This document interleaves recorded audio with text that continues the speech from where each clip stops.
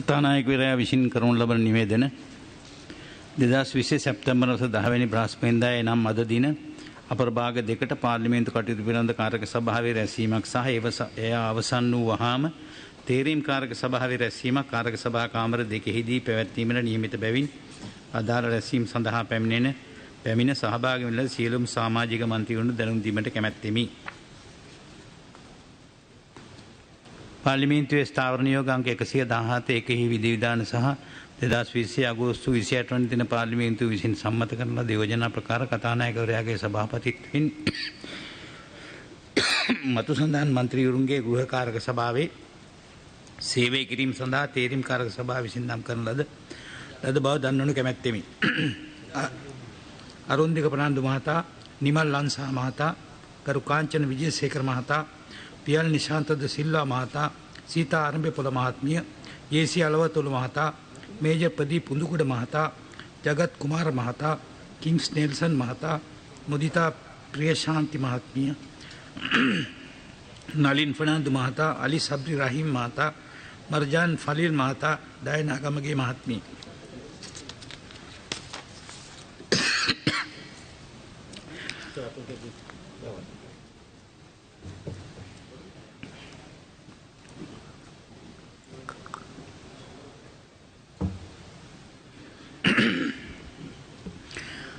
කතානායකවරයා විසින් ලිපි ලේඛනාදී පිළිගැන්වීම ශ්‍රී ලංකා ප්‍රජාතාන්ත්‍රික සමාජවාදී ජනරජයේ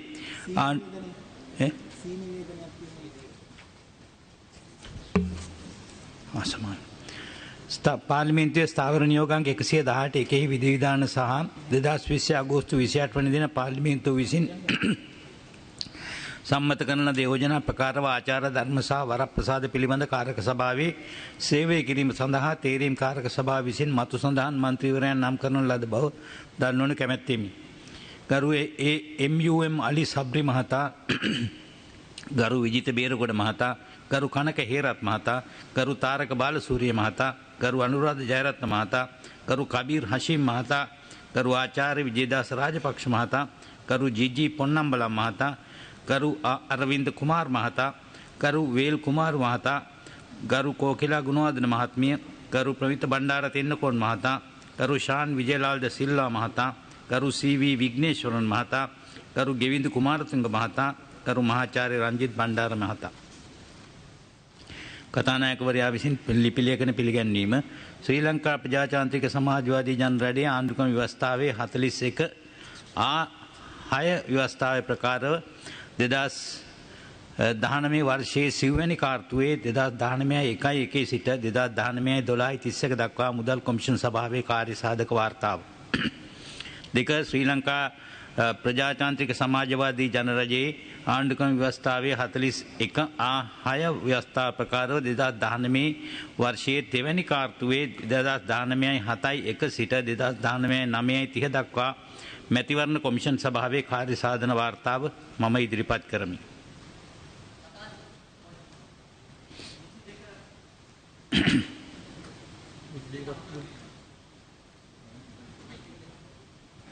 විසිදෙක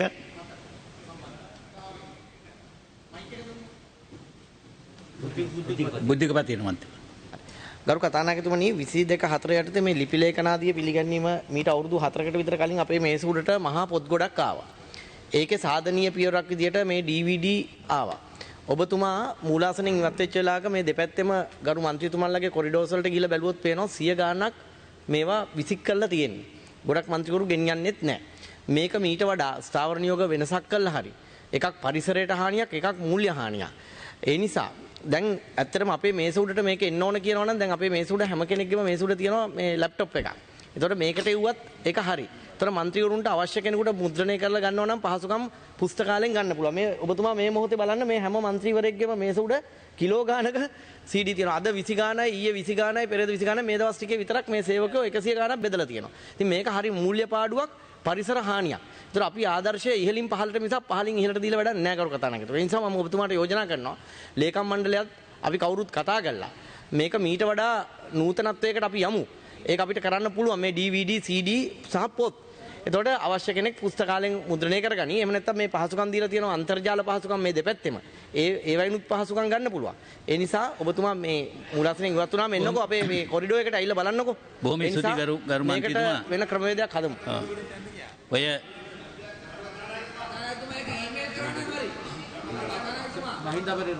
මහින්ද අමරේරමන්තුමා.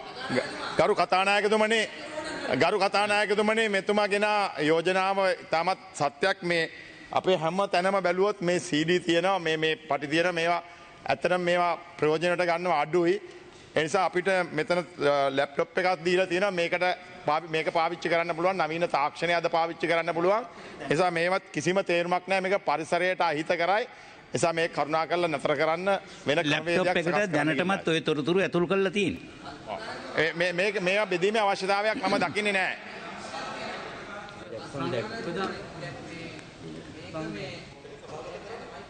ඔව්.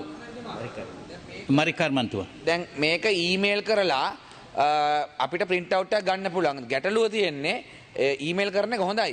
නමුත් මේ ලැප්ටොප් එක මේක ෆික්ස් කරලා තියෙනවා මෙතන ගෙනියන්න බෑ. එතන ප්‍රශ්නේ තියෙන්නේ. ඉතින් മന്ത്രിවරයාට ලැප්ටොප් එක ඊමිනාක ඒක පාවිච්චි කරන්න දෙන්නකෝ. ඒ ලැප්ටොප් එක දෙන්න.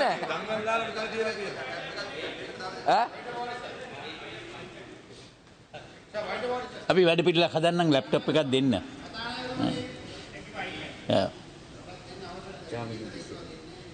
චමින්ද්‍ර විසිරිමා. බොහොම ස්තුතියි ගරු කතානායකතුමනි.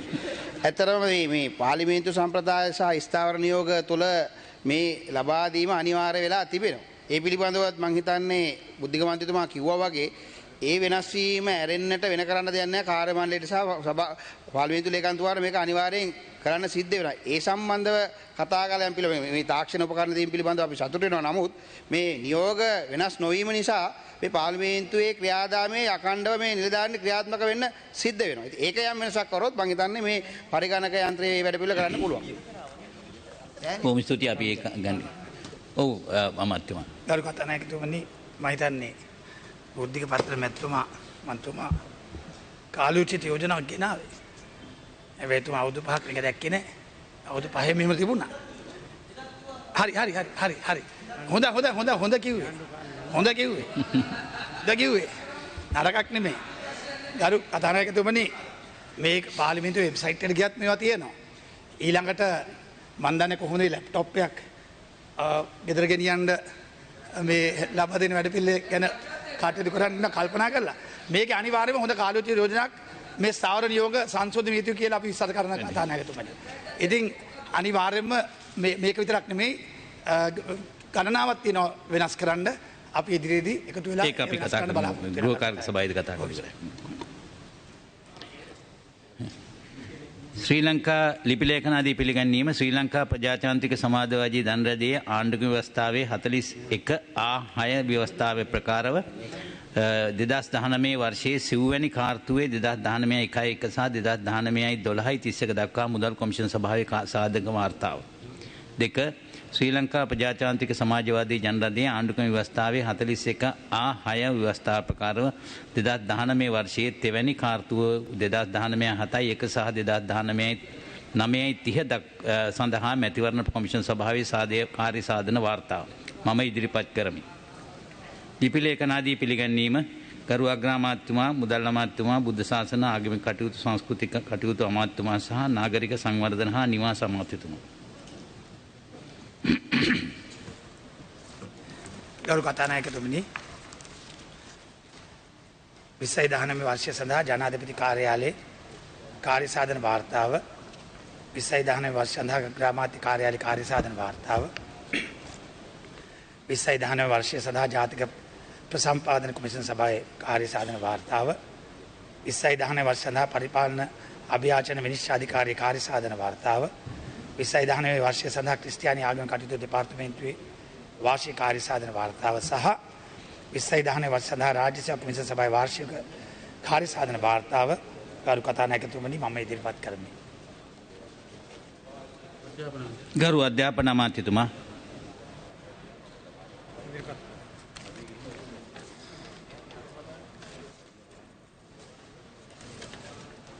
ගරු කතානායකතුමනි 2018 වර්ෂය සඳහා ශ්‍රී ලංකා විභාග දෙපාර්තමේන්තුවේ වාර්ෂික කාර්ය සාධන වාර්තාව 2018 වර්ෂය සඳහා අධ්‍යාපන ප්‍රකාශන දෙපාර්තමේන්තුවේ වාර්ෂික කාර්ය සාධන වාර්තාව 2019 වර්ෂ සඳහා අධ්‍යාපන අමාත්‍යාංශයේ වාර්ෂික කාර්ය සාධන වාර්තාව සහ 2019 වර්ෂ සඳහා උසස් අධ්‍යාපන තාක්ෂණ හා නවෝත්පාදන අමාත්‍යාංශයේ වාර්ෂික කාර්ය සාධන වාර්තාව ගරු කතානායකතුමනි මම ඉදිරිපත් වෙළඳ අමාත්‍යතුමා.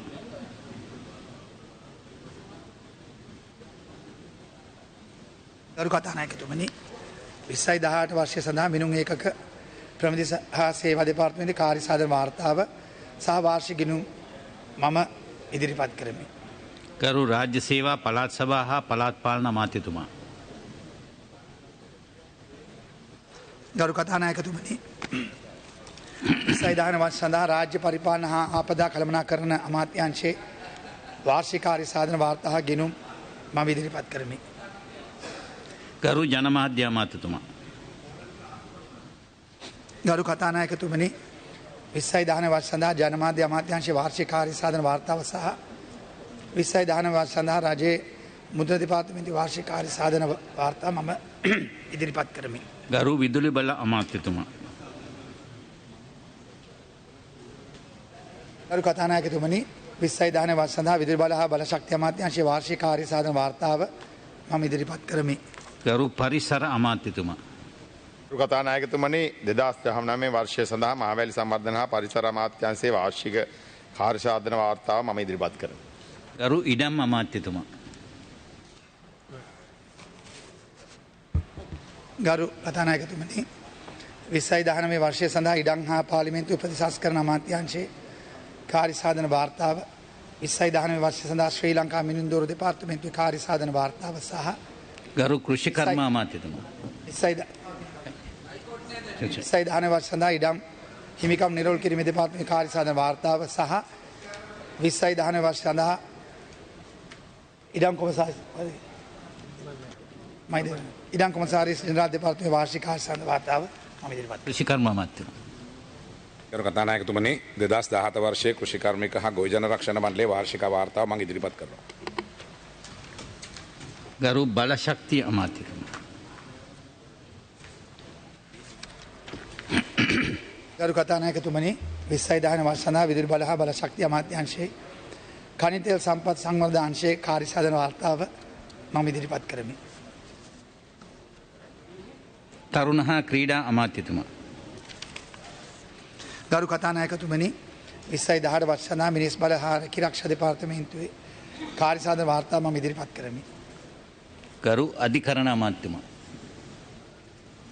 ගරු කතානායකතුමනි 2017 වර්ෂය සඳහා අපරාධයක වින්දිතයන් හා සාක්ෂිකරුවන් ආරක්ෂා කිරීම සඳහා වූ ජාතික අධිකරණයේ වාර්ෂික වාර්තාව 2018 වර්ෂය සඳහා ආණ්ඩුවේ රස පරීක්ෂක දෙපාර්තමේන්තුවේ කාර්ය සාධන වාර්තාව 2018 වර්ෂය සඳහා නීතිපති දෙපාර්තමේන්තුවේ කාර්ය සාධන 9 වර්ෂය සඳහා නීති කොමිෂන් සභා දෙපාර්තමේන්තුවේ ස්ථාවර නියෝග 27 දෙක යටතේ ප්‍රශ්නය ගරු සජිත් ප්‍රේමදාස මැතිතුමා. ගරු කතානායකතුමනි ඔබතුමාගේ අවසරය මත ඊට පෙර යුපුන් අබේකෝන් තරුණයා මීටර් 100 කෙටි දුර දිවීමේ තරඟයේදී දකුණු ආසියාවේම වේගවත්ම මිනිසා බවට පත් වුණා තත්පර 10.16ක ජයග්‍රහණයක් ලබලා ජර්මනියේ පැවති ආරාධිත ජාත්‍යන්තර මල්ල ක්‍රීඩා උළෙල තරඟාවලියේ එනිසා මේ සභාවේ අප සියලු දෙනාගේම සුභාසිංසන සහ සුබ පැතුම් දකුණු ආසියාවේ වේගවත්ම මිනිසා හැටියට පත් වුණු යුපුන් අබේකෝන් ඒ තරුණයාට මේ අවස්ථාවේදී අපි පුද කරන්නට කැමැතියි.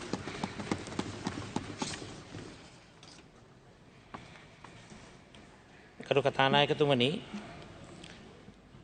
මිලේනියම් චැලෙන්ජ් කෝපරේෂන් සංයුක්ත ගිවිසුම පසුගිය ජනාධිපතිවරණ සමයේ ප්‍රධානතම මාතෘකාවක් බවට පත් වූ අතර එය අත්සන් කිරීම ප්‍රතික්ෂේප කරන බවට වර්තමාන රජයේ නියෝජනය කරන ලබන පාර්ශවයන්ගෙන් ප්‍රකාශ වුණා.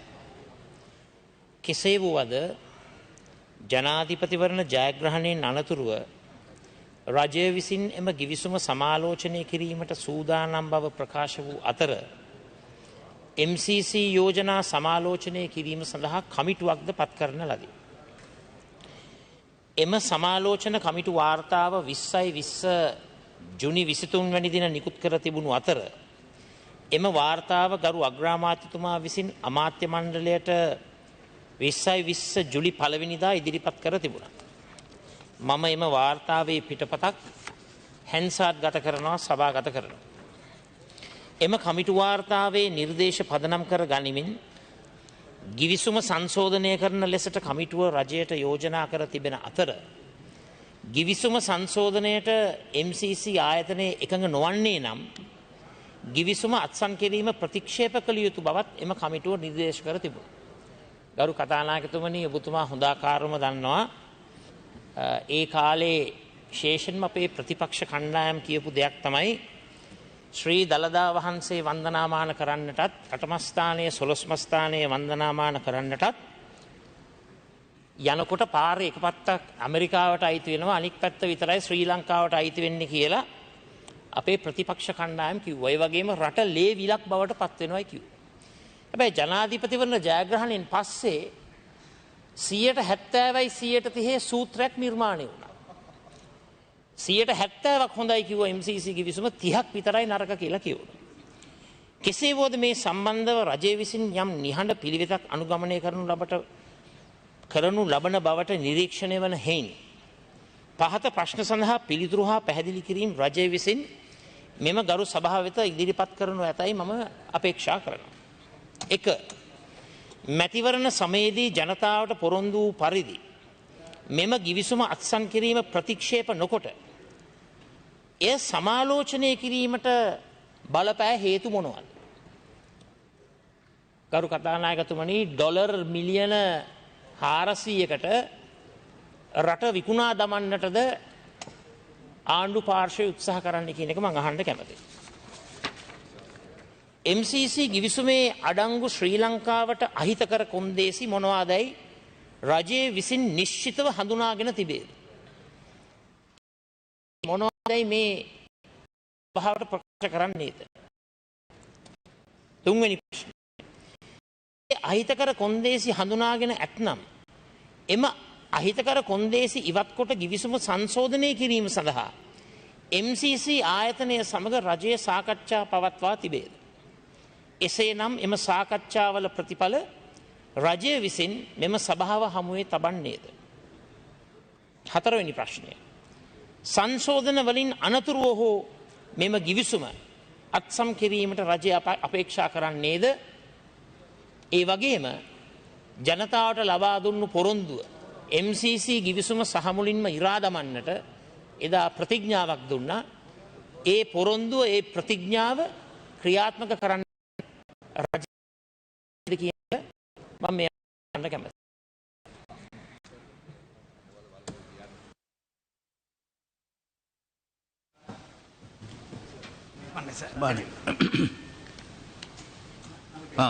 කබ්‍රාල් අමාත්‍යතුමා. ගරු විපක්ෂ නායකතුමා අසා ඇති ප්‍රශ්නයට පිළිතුරු ලබා දෙන්නට මම සූදානම්. එතුමා ඒ ප්‍රශ්නය අසද්දී මෙම ප්‍රශ්නය ලිඛිතව ලබා දුන් ප්‍රශ්නයට ඔබට ගොස් තව තවත් ප්‍රශ්න අසා තිබුණා. මා ඒ වුණාට මුලින්ම උත්තර දෙන්නට බලාපොරොත්තු වෙන්නේ ලිඛිත ප්‍රශ්නයට තමයි. පළවෙනි ප්‍රශ්නය උත්තරය: ජාත්‍යන්තර ගිවිසුම් සමාලෝචනය කිරීමේදී යම් විධිමත් ක්‍රියාමාර්ගයක් අනුගමනය කිරීම සාමාන්‍ය සම්ප්‍රදාය වේ. කර ඇති කමිටුවේ වාර්තාව 2020 ජූනි මාස 23 වෙනි දින මම හිතන්නේ එතුමාත් ඒ කමිටුවේ වාර්තාව ලබාගෙන තිබෙනවා. නිකුත් කරන ලද අතර ඒ ශ්‍රී ලංකාවට අහිතකර කොන්දේසි පිළිබඳ සමාලෝචනයක් එම වාර්තාවේ දැනටමත් දක්වා තිබෙනවා. එම වාර්තාව කියවුතින් ඒක ලබා ගන්නට පුළුවන්. තුන්වෙනි ප්‍රශ්නයට උත්තරය: මෙතෙක් සිදු කර නැත. හතරවෙනි ප්‍රශ්නයට උත්තරය: පැන නොගනි. පැන නොනගී. ස්තුතියි කතානායකතුමනි.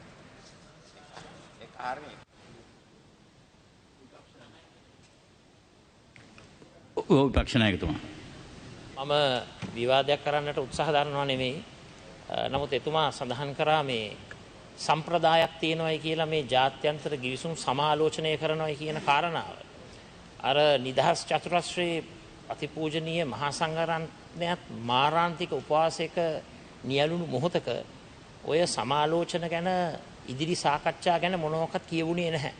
දා කියවුණේ රටම ලේවිලක් බවට පත් වෙනවා. MCC ගිවිසුම සහ මුලින්ම ඉරා දමනවා මේ අනාදී වශයෙන් තමයි කිව්වේ. ඉතින් මම අහන්න කැමතියි ගරු කතානායකතුමාගෙන් අර ජනතාවට පොරොන්දු වුණු ආකාරයට මේක ඉරා දමන්නේ නැද්ද? ජොන්සන් ෆර්නැන්ඩෝ අමාත්‍යතුමා. ඊට පස්සේ සර් 27 මේ අනුව එතුමාට මේක විවාදයට ගන්න බෑ ප්‍රශ්න. ඒ වගේම මේ ලියලා දුන්නාන් පස්සේ ඒ ලියවිලා තමයි කියවන්න පුළුවන්. ඒක තමයි රජයට ලබා දෙන්නේ. එතුමා මේක නැති දේවලුත් කියවුවා. ඊළඟට මේ MCC ගිවිසුම ගෙනකොට කැබිනට් එකේ වචනයක්වත් එතුමා කතා කරුවේ නැහැ. කාලේ හිටියේ බිල්ලා වගේ හිටියේ. ඒක තමයි ඇත්ත කතාව. දැන් මේ ලකුණු දා ගන්න හදනවා. මේ තමයි ඇත්ත කතාව කරු කතානායකතුමනි. ඒ නිසා රීති අනුව කටයුතු කරන්න කියලා ඔබතුමාගේ අපි මෙතනින් මේක නතර කරමු. ප්‍රධාන වැඩ කටයුතු. ඔව් විපක්ෂ නායකතුමා මතු කරන්න. අරු කතානායකතුමනි වැරදි ආකාරයට විවිධ මන්ත්‍රීවරුන්ගේ ක්‍රියාකලාපයන් ගැන විවිධ අදහස් මේ සභාවේ ප්‍රකාශ කරන්නට බෑ. එතුමා කොහොමද දන්නේ මම විරුද්ධ වුණාද නැද්ද කියලා? එතුමා කැබිනට් එකේ හිටියද? මම විරුද්ධ වුණා. හරි. මම විරුද්ධ වුණා. මේ කැබිනට් සමාජිකයෝ ඉන්න මම විරුද්ධ වුණා. එතුමා කොහොමද දන්නේ ඒක? ඉතින් මම ගරු කතානායකතුමනි හරි. මම ඔබතුමාගෙන් අහන්න කැමතියි බොහොම පැහැදිලිව පිරිසිදුවම මේ ජනතාවට MCC ගිවිසුම ඉරා දමනවයි කියපු පොරොන්දුව ක්‍රියාත්මක කරනවද? ඒක රීති ප්‍රශ්නයක් නෙමෙයි විපක්ෂ නායකතුමා. මම අහන්නේ. ඉතින් ඒ හින්දා එතනින් ඒක නතර කරමු. එතනින් ඕක නතර කරමු. ඔව් මේ වන්තිවා. ගරු කතානායකතුමනි අපි ගරු ප්‍රධාන සංවිධායකතුමාට කියන්න ඕනි මේ ස්ථාවරණයක 91 ආයතතේ මෙන්න මේ ඊයටතේ ගරු කතානායකතුමනි මේ සමාලෝචන වෙන කතා බහට ලක් වෙන කාරණයක් පිළිබඳව සභාවේ මන්ත්‍රීවරයෙක්ට ඒ පිළිබඳව කතා කිරීමේ අයිතිය ඔබතුමාට ලබා දිය හැකි. ඒ නිසා මේ ජ්‍යෙෂ්ඨ ඇමතිවරයා පිළිබඳව කනගාටු වෙනවා වගේම අපිට දැනගන්න ඕනේ අපි පොඩි මන්ත්‍රීවරු අපේ මේ උත්තරේ සභාවේ ගරු ඇමතුමාගෙන් ඇත්තටම ගරු ඇමතුමනි දැන් ඔබතුමාලා මේ ආණ්ඩුව ගන්න මේ සමාලෝචනය මේ MCC ගිවිසුම සමාලෝචනය කර විදිහට හැසිරුණේ පැහැදිලිවම විමල් වීරවංශ මන්ත්‍රීතුමාත් ගම්මන්පිල මන්ත්‍රීතුමාත් මේක සමාලෝචනය කළා මේක විශාල අහිතකර විදිහට තමයි රඟපෑවේ. ඇයි ඒ මේ රටට බොරුවක් කරේ කියන කාරණේ ඔබතුමාලා මේ උත්තරේ කියන්නේ නැත්තේ? දැන් ඔතනින් ඕක නතර කරගනිමු. ඔව් මරිකාර් මන්තුමා. ගරු කතානායකතුමනි දැන් මේ පාර්ලිමේන්තුවේ මූලික කාර්යභාරය තමයි රටේ නීති සම්පාදනය කිරීම සහ මූල්‍ය පරිපාලනය පිළිබඳව වක්කීම. ඒතර මම අහන්න කැමතියි ඔබතුමාගෙන් මිනිමැරුමකට වැඩිකරුවෙක් වෙලා මරණ දඬුවම ලැබපු කෙනෙක්ව ඔබතුමා මේ සභාවට ගෙන්නලා රටේ වැරදි නොකරව මිනිස්සු වෙනුවෙන් නීති හදන්න අවස්ථාව දෙනවද? දායක කරගන්නවද? ඔහුව එහෙම වක්කීමකට මේ භාජනය කරනවද ඔබතුමා? ඔබ ඒක කිසිම අදාළ නැහැ මේ ප්‍රශ්නෙට. උසාවියෙන් තීන්දුව කරව ප්‍රශ්නයක්. ඔව්. ඒක ඔව් විදේශීය මන්ත්‍රීතුමා. ඔව් විපක්ෂ නායකතුමා. නායකතුමනි මම බොහොම වැදගත් ප්‍රශ්නයක් ඇහුවේ. මේක රටටම බලපාන ප්‍රශ්නයක්. මේක රටම ලේවිලක් කරනවායි කියපු ප්‍රශ්නයක්. මේ මම නෙවෙයි කිව්වේ ලේවිලක් කරනවායි කියලා. මේ අපේ ආණ්ඩු පාර්ශවය. මේ ආණ්ඩු පාර්ශවය අය තමයි කිව්වේ සොළොස් මස්ථානයට අටමස්ථානයට දළදා හාමුදුරුවෝ වන්දනාමාන කරන්න යනකොට පාරේ එක පැත්තක් ඇමරිකාවේ දැන් ඔබතුමා දෙපාරක් ඔය කාරණේ කිව්වා. මං කියන්නේ ගරු කතානායකතුමනි නෑ ගරු කතානායකතුමනි මේක මේ විහිළුවට ලක් කරන්නට එපා. මේක 69 ලක්ෂයක් ලබා දුන්නු වරම. හරි බොහොම ස්තුතියි. දැන් වරම තුල MCC ගිවිසුම අහෝසි කරනවද නැද්ද? ඔව්. දැන් ඔබතුමා ඒකත් දෙපාරක් ඇහුවා. ඔව් විජේසිරි මන්තුමා. බොහොම ස්තුතියි ඔබතුමාට ගරු කතානායකතුමනි.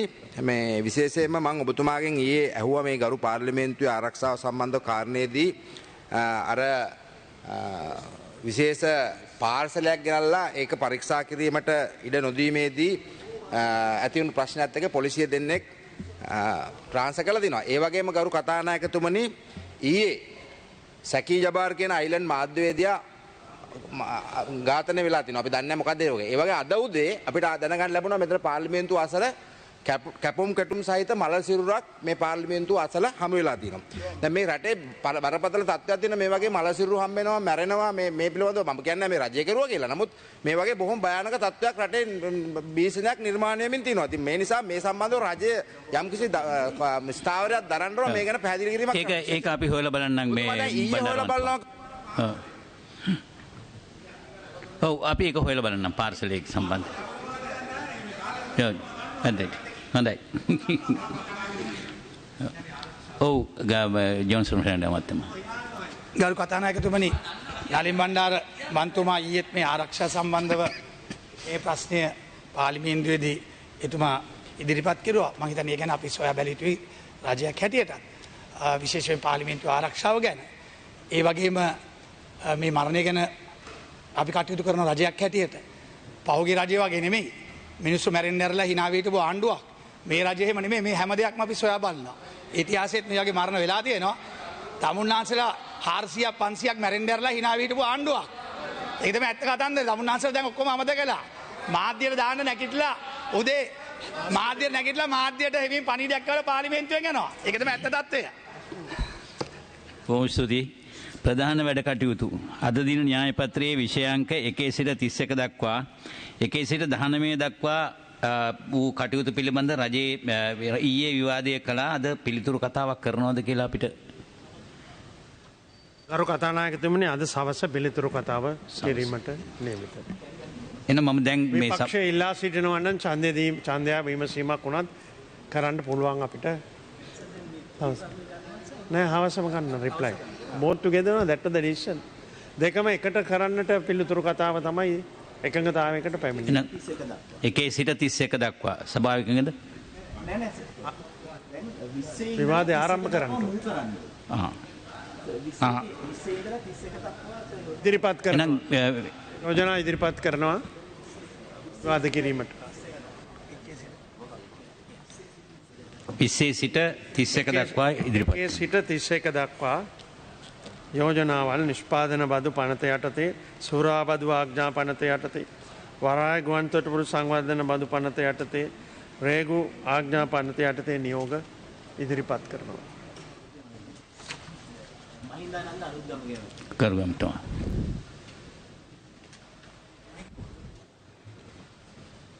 මහින්දානන්ද අලුගමතුමා. ගරු කතානායකතුමනි,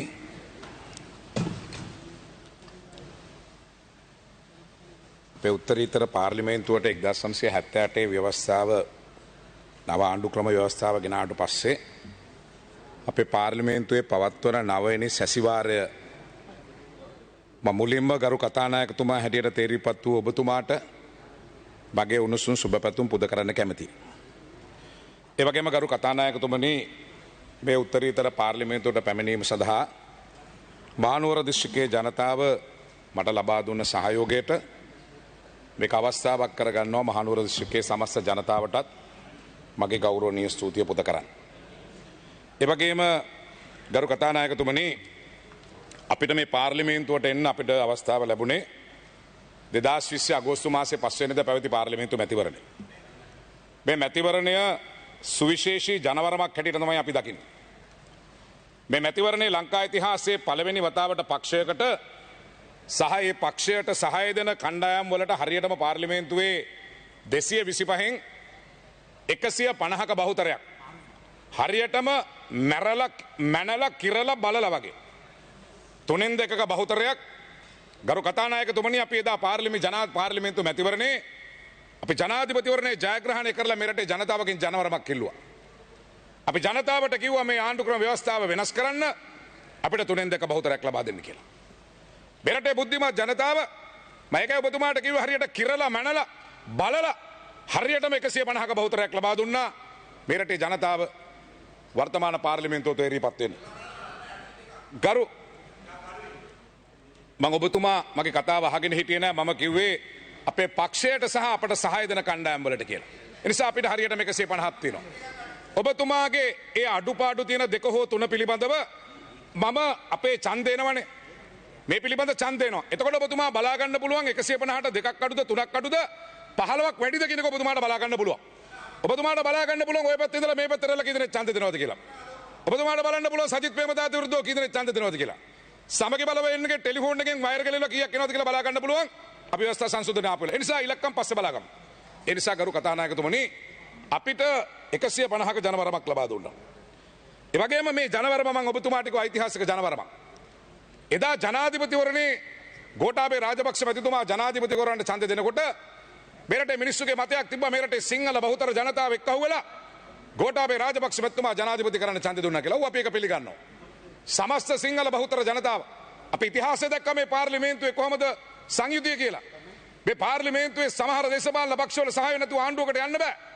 සමහර අනපනත් කියන මට මතකයි පළාත් සභා පනත කියන පුළාවේ පළාත් සභා පනත සම්මත කරන රනිල් වික්‍රමසිංහ මහත්තයාගේ කාමරයේ ඇස්සට ගිහිල්ලා හකීම් මහත්තයලා රිෂාඩ් මහත්තයලා මේගොල්ලෝ ඇවිල්ලා මලු ගණන් කාමරෙන් එළියට අරගෙන ගිහිල්ලා පනත් සම්මත කරගත්තේ අපිට මතකයි. හැබැයි ඒ තේරුම් ගත්ත මේ රටේ සමස්ත ජනතාව නොවැම්බර් මාසේ 16 වෙනිදා මහි ගෝඨාභය රාජපක්ෂ මැතිතුමාට ඒ විශේෂ සුවිශේෂී ජයග්‍රහණය තුමාට ලබා දුන්නා. ඒ ලබා දීපු ජයග්‍රහණය බොහෝ වෙලාවට කිව්වන සිංහල බෞද්ධ ජනතාව ලබා දීපු ජයග්‍රහණයක් කියලා. අපි ඒක අනුමත කරමින් මම කතා කරන ගමන් හරියට මෙතුමා පාලනය කරලා මාස 8යි. හරියටම මාස 8යි කරු කතානායකතුමනි අගෝස්තු මාසේ 5 වෙනිදා පාර්ලිමේන්තු මැතිවරණේ තිබුණා. පාර්ලිමේන්තු මැතිවරණේ ඒ සියල්ල වෙනස් කරලා දෙවුන්දර තුඩුවේ ඉඳලා පේදුරු තුඩුව දක්වා මේ රටේ සමස්ත බහුතර ජනතාව ගෝඨාභය රාජපක්ෂ මහත්මයාගේ වැඩපිළිවෙල අනුමත කරා. ඔබතුමා බලන්න මේ මැතිවරණේ සමස්ත ප්‍රතිඵලය මොකද එක්සත් ජාතික පක්ෂයට උනේ මේ රටේ ඩී.එස්. සේනානායකලා ඩඩ්ලි සේනානායකලා ජේ.ආර්. ජයවර්ධනලා ආර්. ප්‍රේමදාසලා බිහි කරපු එක්සත් ජාතික පක්ෂය එක මන්ත්‍රී ආසනයක් ගන්න බැරි වුණා. ජාතික ලයිස්තුවෙන් එකයි ආවේ. තමුන්නාන්සලා හිටපු මහලොකු පක්ෂය තමුන්නාන්සලාගේ මහලොකු අලියට මොකද වුනේ? අලියගෙන් ගන්න බැරි වුණා. ජාතික ලයිස්තුවෙන් එකයි එක පාර්ලිමේන්තු අසුරක් ගන්න බැරි වුණා. ඒක තමයි එක්සත් ජාතික පක්ෂයට වෙච්ච ඉරණම. තමුන්නාන්සලාගේ ජාතික මහා සමගි බලවේගය තමුන්නාන්සලා එක්සත් ජාතික පක්ෂයෙන් අයින් වෙලා ජාතික සමගි බලවේගයක් හැදුවා. තමුන්නාන්සලාගේ සමගි බලවේගය කොච්චරද බලාපොරොත්තු වෙන්නේ? ඉලක්කම් ගන්න කීයද? තමුන්නාන්සලාට ගන්න පුළුවන් උනේ 50ක් නෑ. මතක තියාගන්න. තමුන්නාන්සලාට 50ක් නෑ. තමුන්නාන්සලාගේ මහලොකු පක්ෂයේ මහලේකම් කතා කරනවා 19 වෙනි ව්‍යවස්ථාව ගැන. මොණරාගලින් ඡන්දෙ ඉල්ලුවා නම් එයත් ගෙදර කතා කරනවා මෙතන ඇවිල්ලා ජාතික ලයිස්තුවෙන් ඇවිල්ලා මහලොකුට රටේ ව්‍යවස්ථා සංශෝධනය පිළිබඳ කරු කතානායකතුමනි. අපි ඔබතුමාට කියනවා ජාතික සමගි බලවේගය ධම්ම පදුර නෙමෙයි පැදුරණු බිමට නෙමෙයි යන්න තනක් නෑ ජාතික සමගි බලවේගයට. 50යි තමුන්නාන්සලාට මන්ත්‍රී ආසන හම්බුනේ. මොකද්ද උනේ උතුරේ TN එකට? උතුරේ TN එකට මොකද උනේ? තමුන්නාන්සලා හා සමාන මන්ත්‍රී සංඛ්‍යාවක් ගෝඨාභය රාජපක්ෂ මැතිතුමාගේ පක්ෂය ගත්තා. යාපනයේ ශ්‍රී ලංකා නිදහස් පක්ෂ දෙකක් ආවා. ඩග්ලස් මැතිතුමා දෙකක් ආවා. මඩ කලපු යාවා. උතුරු නැගෙනහිර ඇතුළු ලංකාවේ ගරු කතානායකතුමනි දෙවුන්දර තුඩුවේ ඉඳලා පේදුරු තුඩුව දක්වා සියලු දෙනා හැම දිස්ත්‍රික්කයකම තමුන්නාන්සලාගේ හකීම් මහත්තයාට ආසන මොකද උනේ? රිෂාඩ් මහත්තයාගේ ආසන මොකද උනේ? අන්තවාදයට පයින් ගැහුවා. අන්තිවාදයේ ගෙදර යවලා ගෝඨාභය රාජපක්ෂ ජනාධිපතිතුමාට ජනවරම දුන්නා. මේ 150 ගණන් කරන්න. ඔබතුමාලා 150 ගණන් කරන්න. 150 තුල කොහෙද ඉන්නේ කියලා. මොකද උනේ TN එකට? මොකද උනේ JVP එකට? මොනවද උනේ කියන්නේ? මොකද උනේ සමගි බලවේගයට? තමුන්නාන්සලා හොඳට කල්පනා කරලා බලන්න. තමුන්නාන්සලා මේ බොරුවට කළු කමිස ගහගෙන ඇවිල්ලා තමුන්නාන්සලා මේ මහා ලොකු මේ ගරු කතානායකතුමනි අපි සමගි බලවේගයට කියනවා රංජන් රාමනායක වෙන්න එපා කියලා. විපක්ෂ නායකතුමාටත් කියනවා රංජන් රාමනායක වෙන්න එපයි කියලා. හරි. ඒ නිසා අපි කරුණාකරලා කියනවා ඔබතුමාගෙන් ඉල්ලීමක් කරනවා මේ පාර්ලිමේන්තුවේ විපක්ෂ නායකවරුන්ට වැඩමුළුවක් කරන්න බැරිද ගරු කතානායකතුමා? විපක්ෂ නායකවරයා කොහොමද හැසිරෙන්නේ කතා කරන්නේ මොනවද කියන්න පුළුවන් කියන එක. නැත්නම් මේ පාර්ලිමේන්තුව විහිළුවක් බවට පත් වෙනවා. ඒ මේ ස්ථාවර නියෝග සංශෝධනය කළ වගේ දෙයකට ගියාට කමක් නැහැ. ඒ නිසා ගරු කතානායකතුමනි මම කියාගෙන ආවේ තමුන්නාන්සලා හොඳට මතක තියාගන්න. තමුන්නාන්සලා මේ වෙලාවේ කරන්න ඕනේ මේ පාර්ලිමේන්තුවේ යකානකට නෙවෙයි දෙකර නටන එක නෙවෙයි. දවස් 4-5ක් එන්න මම නාවලපිටිය හෝටලයක් බුක් කරලා දෙන්නම් කන්න බොන්න දෙන්නම්. ඇවිල්ලා තමුන්නාන්සලා ස්වයං විවේචනයකට යන්න. අපිට මොකද උනේ? මොකද ටෙලිෆෝන් එකට උනේ? වයර් එක ගැලවුනේ කොහෙද? පියුස් එක ගියේ කොහෙද? කතා කරන්න. තමුන්නාන්සලාතර සංවාදයක් ගෙනියන්න. තමුන්නාන්සලාගේ පරාජය ගැන බලන්න. JVP එක මේ ලොකුවට කතා කරන එක නෙවෙයි. ඔබතුමාලා මම හැමදාම ජනතා විමුක්ති පෙරමුණෙන් മന്ത്രിවරු පිරිසක් පාර්ලිමේන්තුවේ ඉන්දියාට කැමති කෙනෙක් බම්. මම හැමදාම අනුශාසනක මන්තුමාගේ මගේ අතර ගැටුම් තියෙනවා. හැබැයි මම කියන්නේ JVP එක මේ පාර්ලිමේන්තුවේ එන්න ඕනේ කියලා. හැබැයි ජනතා විමුක්ති පෙරමුණ මොකද උනේ? TN එකට මොකද උනේ? අද සියලු දෙනාට සිද්ධ වුණා ගෝඨාභය රාජපක්ෂ මහත්තයා තමුන්නාන්සලා 2015 රනිල් වික්‍රමසිංහ මහත්තයා මෛත්‍රීපාල ජනාධිපතිතුමයි එක්කව වෙලා තමුන්නාන්සලා ආණ්ඩුවක් හැදුවා. ජනවාරි 8 වෙනිදා දින්න අගෝස්තු 7 වෙනිදා පාර්ලිමේන්තු මැතිවරණයට ගියා. කීයද ආසන හම්බුනේ? මාස 8යි 106යි මතක තියාගන්න. 106යි. ගෝඨාභය රාජපක්ෂ මහත්මයා මාස 8යි එම කාලයමයි 150යි මතක තියාගන්න. මේවා ලංකා ඉතිහාසෙ වෙච්ච නැති දේවල්. තමුන්නාන්සේලාට වෙලා තියෙන්නේ ජනවරම දරා ගන්න බෑ. මේ වැඩි ලබාගත් ජයග්‍රහණය දරා ගන්න බෑ. දිරවන්නේ නින්දයන්නේ කිරියල්ල මහත්තයාලට නින්දයන්නේ.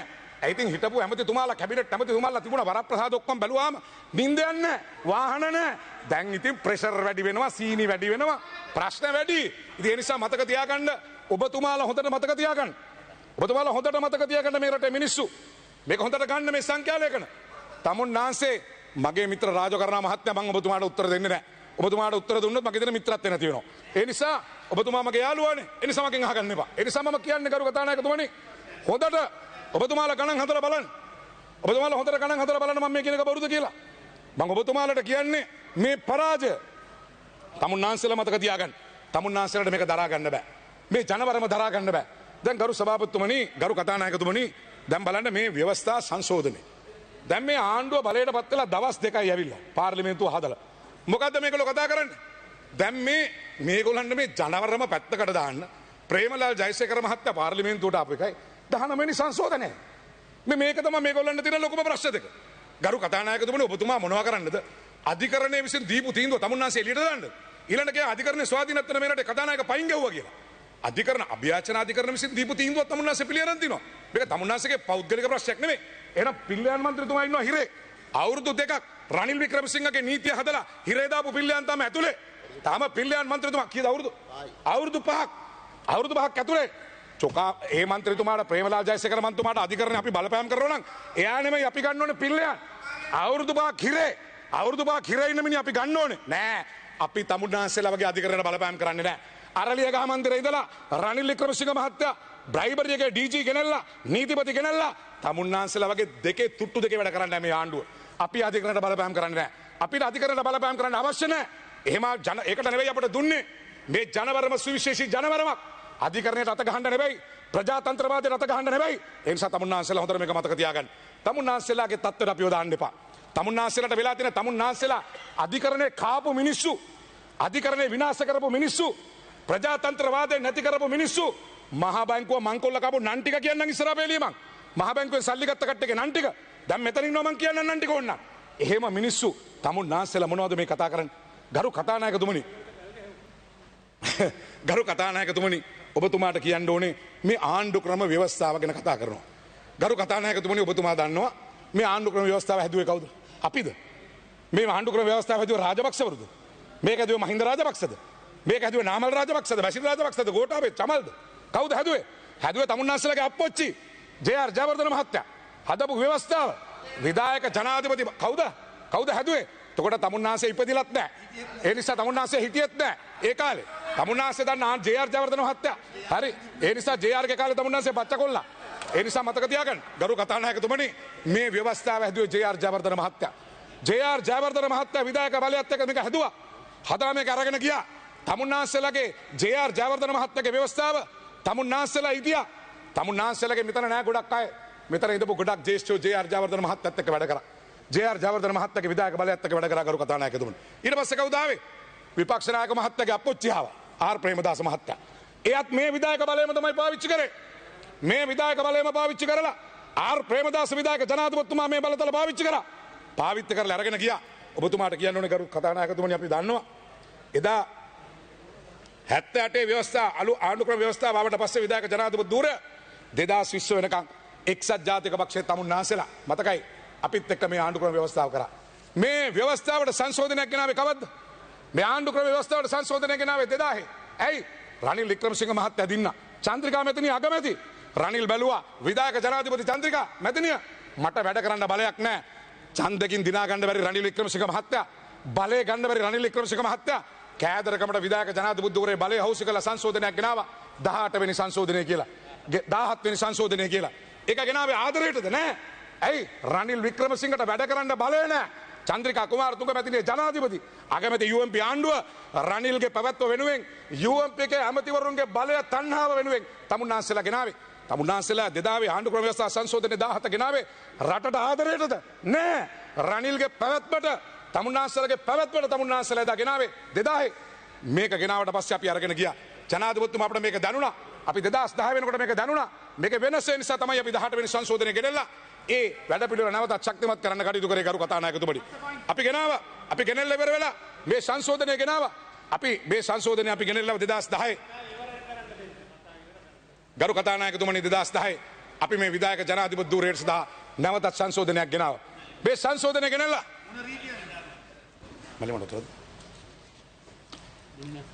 නලින් බණ්ඩාර මන්ත්‍රීතුමා. ගරු කතානායකතුමනි ස්ථාවර නියෝග 91 ඒ අකුර යටතේ මන්ත්‍රියෝග විසින් පාර්ලිමේන්තුව ඉදිරි ඇති විෂය කරුණට අදාළ වන ලෙස කතා කළ යුතුය. දැන් මේ පටන් ගත්තා විතරයි අද විවාදේ. මේ පළවෙනි කතාව. අපි මේ බලන් ඉන්නවා මේ අද තියෙන රෙගියුලේෂන් ගැන මොනවද දක්වන අදහස් ගැන මේ මොනවද මේ කියන්නේ? අද රෙගියුලේෂන් ගැන දන්නේ නැහැ මෙතුමාගේ පළවෙනි කතාව. ආණ්ඩු පක්ෂේ පළවෙනි කතාව දෙවෙනි පස්සේ කතා නම් කවන්නේ කරු කතා නම් මේ පළවෙනි කතාව. අපි මේ රෙගියුලේෂන් ගැන මොනවද කියන්නේ කියලා බලන් ඉන්නවා. මේ මොනවද මේ කියන්නේ? ඒ වල්ලාලිල කියවන්නේ. කතානායකතුමනි මාතෘකාවට අදාළව කතා කරන්න. බණ්ඩාර මන්ත්‍රීතුමා පාර්ලිමේන්තුවේ වරප්‍රසාද ගැන කියලා දෙනවා. ඔබතුමා වරප්‍රසාද පනත හොඳට කියවන්නකො තමුන්නාන්සේ මේ පාර්ලිමේන්තුවේ ගරු මන්ත්‍රීතුමා එහෙමනම් කතානායකතුමනි මම පනතට අනුව පොඩ්ඩයි මම පනතට අනුව කතා කරන්න. හැබැයි ඔබතුමා අද ඉඳලා එක මන්ත්‍රීවරයෙකුට ඔබතුමා පනතෙන් එහා කතා කරන්න දෙන්න බෑ. විශේෂයෙන් කතා කරන්න බෑ. ඒ සියලු පාර්ලිමේන්තුවේ එහෙනම් සජිත් ප්‍රේමදාසගේ ඔය ආලොක්කම කටේ ප්ලාස්ටර් දාන්න වෙයි. හරි. එහෙනම් ඒ තමුන්නාන්සලාට ඉන්න තිබ්බ අර කරුජාසූරිය මහත්තයාගේ කතානායක කෙනෙක්. ඒ නිසා නෑ මට තේරෙනවා රිදෙනවා කියලා. මට තේරෙනවා රිදෙනවා කියලා. රිදව ගන්න ඕනේ ඔයගොල්ලෝ. අවුරුදු 5ක් මේ රටට කරපොට රිදෙන්න ඕනේ ඔයගොල්ලන්ට. අහගන්න පොඩ්ඩක්. හරි. අහගෙන ඉන්න අමාරුයි. අහගන්නකොට අමාරුයි. ගරු කතානායකතුමනි මම කවුරුත් ගරු ඇමතුමා කවුරුත් මාතෘකාව අනුව කතා කරනවා නම් කිසිම අවුලක් නැතුව මේ සභාව යනවා. ඒකෙන් පිටපයින් තමයි මේක වෙන්නේ. ආගන්න තොප්පිය. ඒ නිසා ගරු කතානායකතුමනි මම කතා කරන්නේ මේ රටේ ආණ්ඩු ක්‍රම ව්‍යවස්ථාව ගැන. පාර්ලිමේන්තුවේ සම්මත කරන ආණ්ඩු ක්‍රම ව්‍යවස්ථාව ගැන මම කතා කරන්නේ. මට මේක ගැන කතා කරන්න නැත්නම් කොහෙද කතා කරන්නේ? ගරු කතානායකතුමනි මම ඔබතුමාට කතා කරන්නේ මේ ආණ්ඩු ක්‍රම ව්‍යවස්ථාව සම්මත කරේ මේ පාර්ලිමේන්තුවේ මේ පාර්ලිමේන්තුව සම්මත කරන ආණ්ඩු ක්‍රම ව්‍යවස්ථාව ගැන මම කතා කරන්නේ. ගරු කතානායකතුමනි එදා මහින්ද රාජපක්ෂ මැතිතුමා ගෙනාව 2010 18 වෙනි ආණ්ඩු ක්‍රම ව්‍යවස්ථා සංශෝධනය. ඊළඟට රනිල්ට බලය නැහැ කියලා ගෙනාපු එක වෙනස් කරා. ආයෙ මොකද කරේ 2015 ආයෙ බලයට ආවා. ආයෙ රනිල්ට බලය නැහැ. මෛත්‍රීපාල සිරිසේන මහත්තයා ජනාධිපති වුණා. මෛත්‍රීපාල සිරිසේන මහත්තයා ජනාධිපති වුණාට පස්සේ ආපහු මොකද කරේ? ආපහු ගෙනාව රනිල්ට බලයන ව්‍යවස්ථා සංශෝධනයක් 19. තමුන්නාන්සලා 19 ගෙනාව ව්‍යවස්ථා සංශෝධනය. තමුන්නාන්සලා 19 හැදුවේ මේගොල්ලෝ කියන්නේ මේ රටේ ප්‍රජාතන්ත්‍රවාදය ස්ථාපිත කරන්න. මේ රටේ අධිකරණයේ ස්වාධීනත්වය ඇති කරන්න. අනේ ගරු කතානායකතුමනි කාටද මේව කතා කරන්නේ? ගරු කතානායකතුමනි 2015 තමුන්නාන්සලා ආපහු මේක ගෙනාවේ නැවත රනිල්ට බලය දෙන්න. මතක තියාගන්න. තමුන්නාන්සලා 19 ගෙනා වෙන දෙයකට නෙවෙයි. ස්වාධීන කොමිෂන් සභාව හදන්න නෙවෙයි. අධිකරණයේ ස්වාධීනත්වය කියලා හදන්න නෙවෙයි. ප්‍රජාතන්ත්‍රවාදය ස්ථාපිත කරන්න නෙවෙයි. තමුන්නාන්සලා 19 ගෙනාවේ රනිල් ශක්තිමත් කරන්න. රනිල්ගේ ගෝලයෝ ටිකගේ සාකු ටික පුරවන්න. තමුන්නාන්සලා 19 වෙනි සංශෝධනය ගෙනාවේ. තමුන්නාන්සලා 19 වෙනි සංශෝධනය ගෙනෙල්ලා මොනවද ඉස්සෙල්ලාම කරේ? 19 වෙනි සංශෝධනය ගෙනෙල්ලා ඉස්සෙල්ලාම කරේ මොකද්ද? ගරු ඔව් මන්තුමා. ඔව්. ගරු කතානායකතුමනි මේ අපේ ගරු මහින්දානන්ද අමාත්‍යතුමා මේ විවාදය ආරම්භ කරා රජය වෙනුවෙන්. ඒ හින්දා මම එතුමාගෙන් අහන්න කැමති විශේෂයෙන් මේ වරාය හා ගුවන් තොටුපළ සංවර්ධන බදු පනත යටතේ තියෙන මේ නිවේදන 6 ගැන පොඩ්ඩක් අපිට විස්තර කරන්න හොඟක් හොඳයි කියලා. මොකද අද තියෙන විෂය එතුමා කතා කරන්නේ. එතුමාගේ කතාව අවසන් නැහැ තාම. එතුමාගේ කතාව අවසන් නැහැ තාම. හරි ඔබතුමා කතා කරගෙන යන්න. ගරු කතානායකතුමනි මම මුබාරක් අපේ මුජබල් රහ්මාන් මන්තුමාට කියනවා මුජබල් රහ්මාන් මන්තුමාට කියනවා මේ දවස්වල ආණ්ඩුව විසින් අත්කරපු කුඩුකාරයන් සහ පාතාලයන්ගේ නම් තියෙනවා. ඕන්න මට කංජිපානි හම්බෙච්ච පාටිය ගැන කියන්න පුළුවන් ගරු කතානායකතුමනි. කංජිපානි හම්බුනේ කොහෙද? කංජිපානිගේ පාටියට ගිය ඔක්කොම මට කියන්න පුළුවන්. ඔබ තමයි වෙලා ඉවර වෙනවා පාටියත් එක්කම. ඒ නිසා මේ කියන්නේ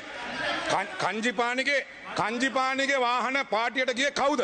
හිටපු ෆොටෝ ටික ඔන්න මම කියන්න. ඒ නිසා කරු කතානායකතුමනි මම ඔය දෙන්න ඉස්සරහට. ඒ නිසා කරු කතානායකතුමනි මම ඔබතුමාට කියාගෙන ආවේ. මම ඔබතුමාට කියාගෙන කරුණාකර ඔබතුමා මේක ඔබතුමා කාලය අවසానයි. ඒකයි මේ අවුල වෙන්නේ. තව විනාඩි 5ක් දෙනවා. තව විනාඩි 5ක් දෙනවා. බලන්නකෝ කාලය ඉවරයි කියලා තියෙන සතුට. මෙහෙම විපක්ෂයක් මෙහෙම විපක්ෂයක් ආණ්ඩුපක්ෂයේ ඇමතිවරයෙක්ගේ කාලය ඉවර කරනකොට අප්පුඩි ගහනවා. මම ඒකනේ කිව්වේ යන්න පන්තික කියලා ඉගෙන ගන්න මගේ දරුවෝ ටික. ඉගෙන ගන්න ගිහිල්ලා. හරි. හරි. ඔයාලට පැටලෙන්නේ නැතුව ඔබතුමා කතා කරන්න. මම කියාගෙන ආවේ. මම කියාගෙන ආවේ ගරු කතානායකතුමනි මේ ව්‍යවස්ථාව ගැන මගේ ළඟ තියෙනවා මේ එක්සත් විපක්ෂයේ ඔක්කොම කතා කරපු ටික. අරු කතානායකතුමනි මං ගාව තියෙනවා සජිත් ප්‍රේමදාස මහත්තයා කියන කතාව. 20 වෙනි සංශෝධනයේ ප්‍රජාතන්ත්‍රයට බලපහරක්. මගේ ළඟ තියෙනවා අනුර දිසානායක මහත්තයා කියන කතාව. මේ සියලු කතා ටික මගේ ළඟ තියෙනවා ව්‍යවස්ථා 19 වෙනි සංශෝධනය අහෝසි කිරීම සහ 20 වෙනි ව්‍යවස්ථා සංශෝධනය පිළිබඳ. ගරු මුලසනේ කරු කතානායකතුමනි මෙතුමාලා ගන්න සියලු දේ සංක්ෂිප්තයක් හැටියට ගත්තත් මම බැලුවා අධිකරණයේ අපේ අනුර කුමාර දිසානායක මහත්තයා කියන්නේ දේ. අධිකරණයේ පාලනය කිරීම ස්වාධීන කොමිසම් සභාව. Order please. වීරසුමන වීරසිංහ මන්ත්‍රීතුමා එනවා සභාවට.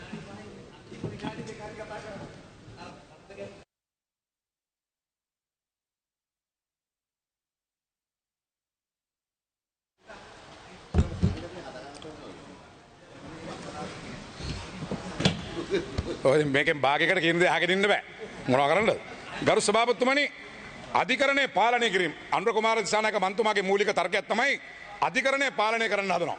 මම ඔබතුමාලගෙන් අහනවා අනුර කුමාර දිසානායක මහත්මයා මේ කතා කරපු සජිත් ප්‍රේමදාස විපක්ෂ නායකතුමා මේ සියලු දෙනාම කතා කරලා කියනවා අධිකරණයේ පාලනය කරන්න කටයුතු කරනවායි කියලා. ගරු සභාපතිතුමනි මම ඔබතුමාගෙන් අහනවා අධිකරණයේ පාලනය කරන්න කටයුතු කරනවායි කියලා තමුන්නාන්සේලා නෙමෙයිද අධිකරණයට බලපෑම් කරේ? තමුන්නාන්සේලා රංජන් රාමනායක මහත්තයා දාලා අධිකරණයේ විනිසුරුන්ට කතා කරන්න එතුමාට කියලා කියන්නේ. අධිකරණයේ විනිසුරු කී දෙනෙක්ට හිර යන්න උනාද කියලා කියන්නේ. අධිකරණයට බලපෑම් කළා නඩු දැම්මේ නැද්ද කියලා කියන්නේ. අල්ලස් දූෂණ කොමිසමේ අධ්‍යක්ෂ ජෙනරාල්වරියා බලපෑම් කරපුවට කිව්වේ නැද්ද කියලා කියන්නේ. නියෝජ්‍ය සොලිසිටර් ජෙනරාල්වරියා තමුන්නාන්සේලා අධිකරණයට බලපෑම් කරපුවට කිව්වේ නැද්ද කියලා කියන්නේ. ඒ නිසා ඔබතුමාලට අධිකරණයේ ස්වාධීනත්වය කතා කරන්න අයිතියක් නැහැ. රීති ප්‍රශ්න ඉදිරිපත් කරන්න. මූලාශ්‍රයේ මන්ත්‍රීතුමනි දැන් අද මේ විවාදය සඳහා සහභාගී වෙන කතිකයෙක් මම. දැන් මේ රීති ස්ථාවර නියෝග 92 යටතේ මම අහන්නේ. රීති ප්‍රශ්නයක් නෙවෙයි. රීති ප්‍රශ්නයක් නෙවෙයි. අර මගේ මිත්‍රයා පොඩ්ඩක් ඉඳ ගන්නකෝ. මට තේරෙනවට රිදෙනවා කියලා. හැබැයි බලාගන්න ඉඳ ගන්නකොට ඔළුව තලේ. බලාගන්න ඉඳ ගන්නකොට ඔළුව තලේ බලාගෙන. ඒ නිසා ගරු කතානායකතුමනි, බර මූලස්ථානයේ සභාපතිතුමනි මෙතුමාලා කතා කරා දුර්වල වීම පිළිබඳ ස්වාධීන කොමිෂන් සභාව ගැන. මම කව ඔබට අධිකරණයේ ස්වාධීනත්වය ගැන කතා කරන්න දෙයක් නැහැ. අධිකරණය ගැන අපිට කියන්න ඕනේ නැහැ. තමුන්නාන්සේලා තමයි මේ රටේ අධිකරණයේ ස්වාධීනත්වය කෙලෙසුවේ. තමුන්නාන්සේලා මතකද හිටපු අග්‍ර විනිශ්චයකාර මොහන් සිල්වා මහත්තයා එළියට දාපු හැටි. මසකද අසාත් සාලි ගිහිල්ලා අසාත් සාලි ගෙදරට ගිහලා මොකද කරේ? අසාත් සාලි ගෙදරට ගිහලා මොකද කරේ? ඒ විතරක් නෙවෙයි. තමුන්නාන්සේලා අධිකරණයට කරපු දේවල් මම දවස් දෙකක් කතා කරන්න. තමුන්නාන්සේලා ඊළඟට කතා කරනවා සජිත් ප්‍රේමදාස මහත්තයා. සජිත් ප්‍රේමදාස මහත්තයාගේ ප්‍රජාතන්ත්‍රවාදී. තමුන්නාන්සේලාගේ විපක්ෂ නායකතුමාගේ ප්‍රජාතන්ත්‍රවාදී. තමුන්නාන්සේලා රෙදි අඳගෙනද ප්‍රජාතන්ත්‍රවාද ගැන කතා කරන්නේ. මැතිවරණ සිටියම හැකිලුවා. තමුන්නාන්සේලා මැතිවරණ සිටියම හැකිලුවා. ප්‍රාදේශ සභා කල් දැම්මා. පළාත් සභා කල් දැම්මා. මැතිවරණ සිටියම හකුලපු එක්සත් ජාතික පක්ෂේ කතා කරන ප්‍රජාතන්ත්‍රවාදය ගැන. රෙදි අඳගෙනද කතා කරන්නේ. රෙදි අඳගෙනද තමුන්නාන්සේලා ඉස්සරහා ගිහලා කණ්ණාඩියක් ඉස්සරහා බලන්න. ඉස්සරහා ගිහලා කණ්ණාඩියක් ඉස්සරහා බලන්න. කතා කරන්නේ මොනවද කියලා. තමුන්නාන්සේලා ප්‍රජාතන්ත්‍රවාදය ගැන කතා කරනවා. ඊළඟට අමාත්‍ය මණ්ඩල සංඛ්‍යාව අපි කවුද වැඩි කරාද? 19 වෙනි ව්‍යවස්ථා සංශෝධනයේ අපි අවශ්‍ය කරයි කියලා දැන් 30 31 කරාද නැහැ. බය වෙන්න එපා. අපි 30යි අපි 30 ඉන්නවා. අපි වැඩි කරලා නැහැ අමාත්‍ය මණ්ඩල සංඛ්‍යාව. තමුන්නාන්සේලා කලබල වෙන්න දෙයක් නැහැ. ඊළඟට කියනවා පුරවැසිභාවය පිළිබඳ. 18 වෙනි සංශෝධනයේ මොකද්ද තිබුණේ? බසිල් රාජපක්ෂ මහත්මයා මේ පාර්ලිමේන්තුවේ හිටියා. ඉතින් ඒ නිසා තමුන්නාන්සේලා 19 ගෙනාවේ මොකද්ද?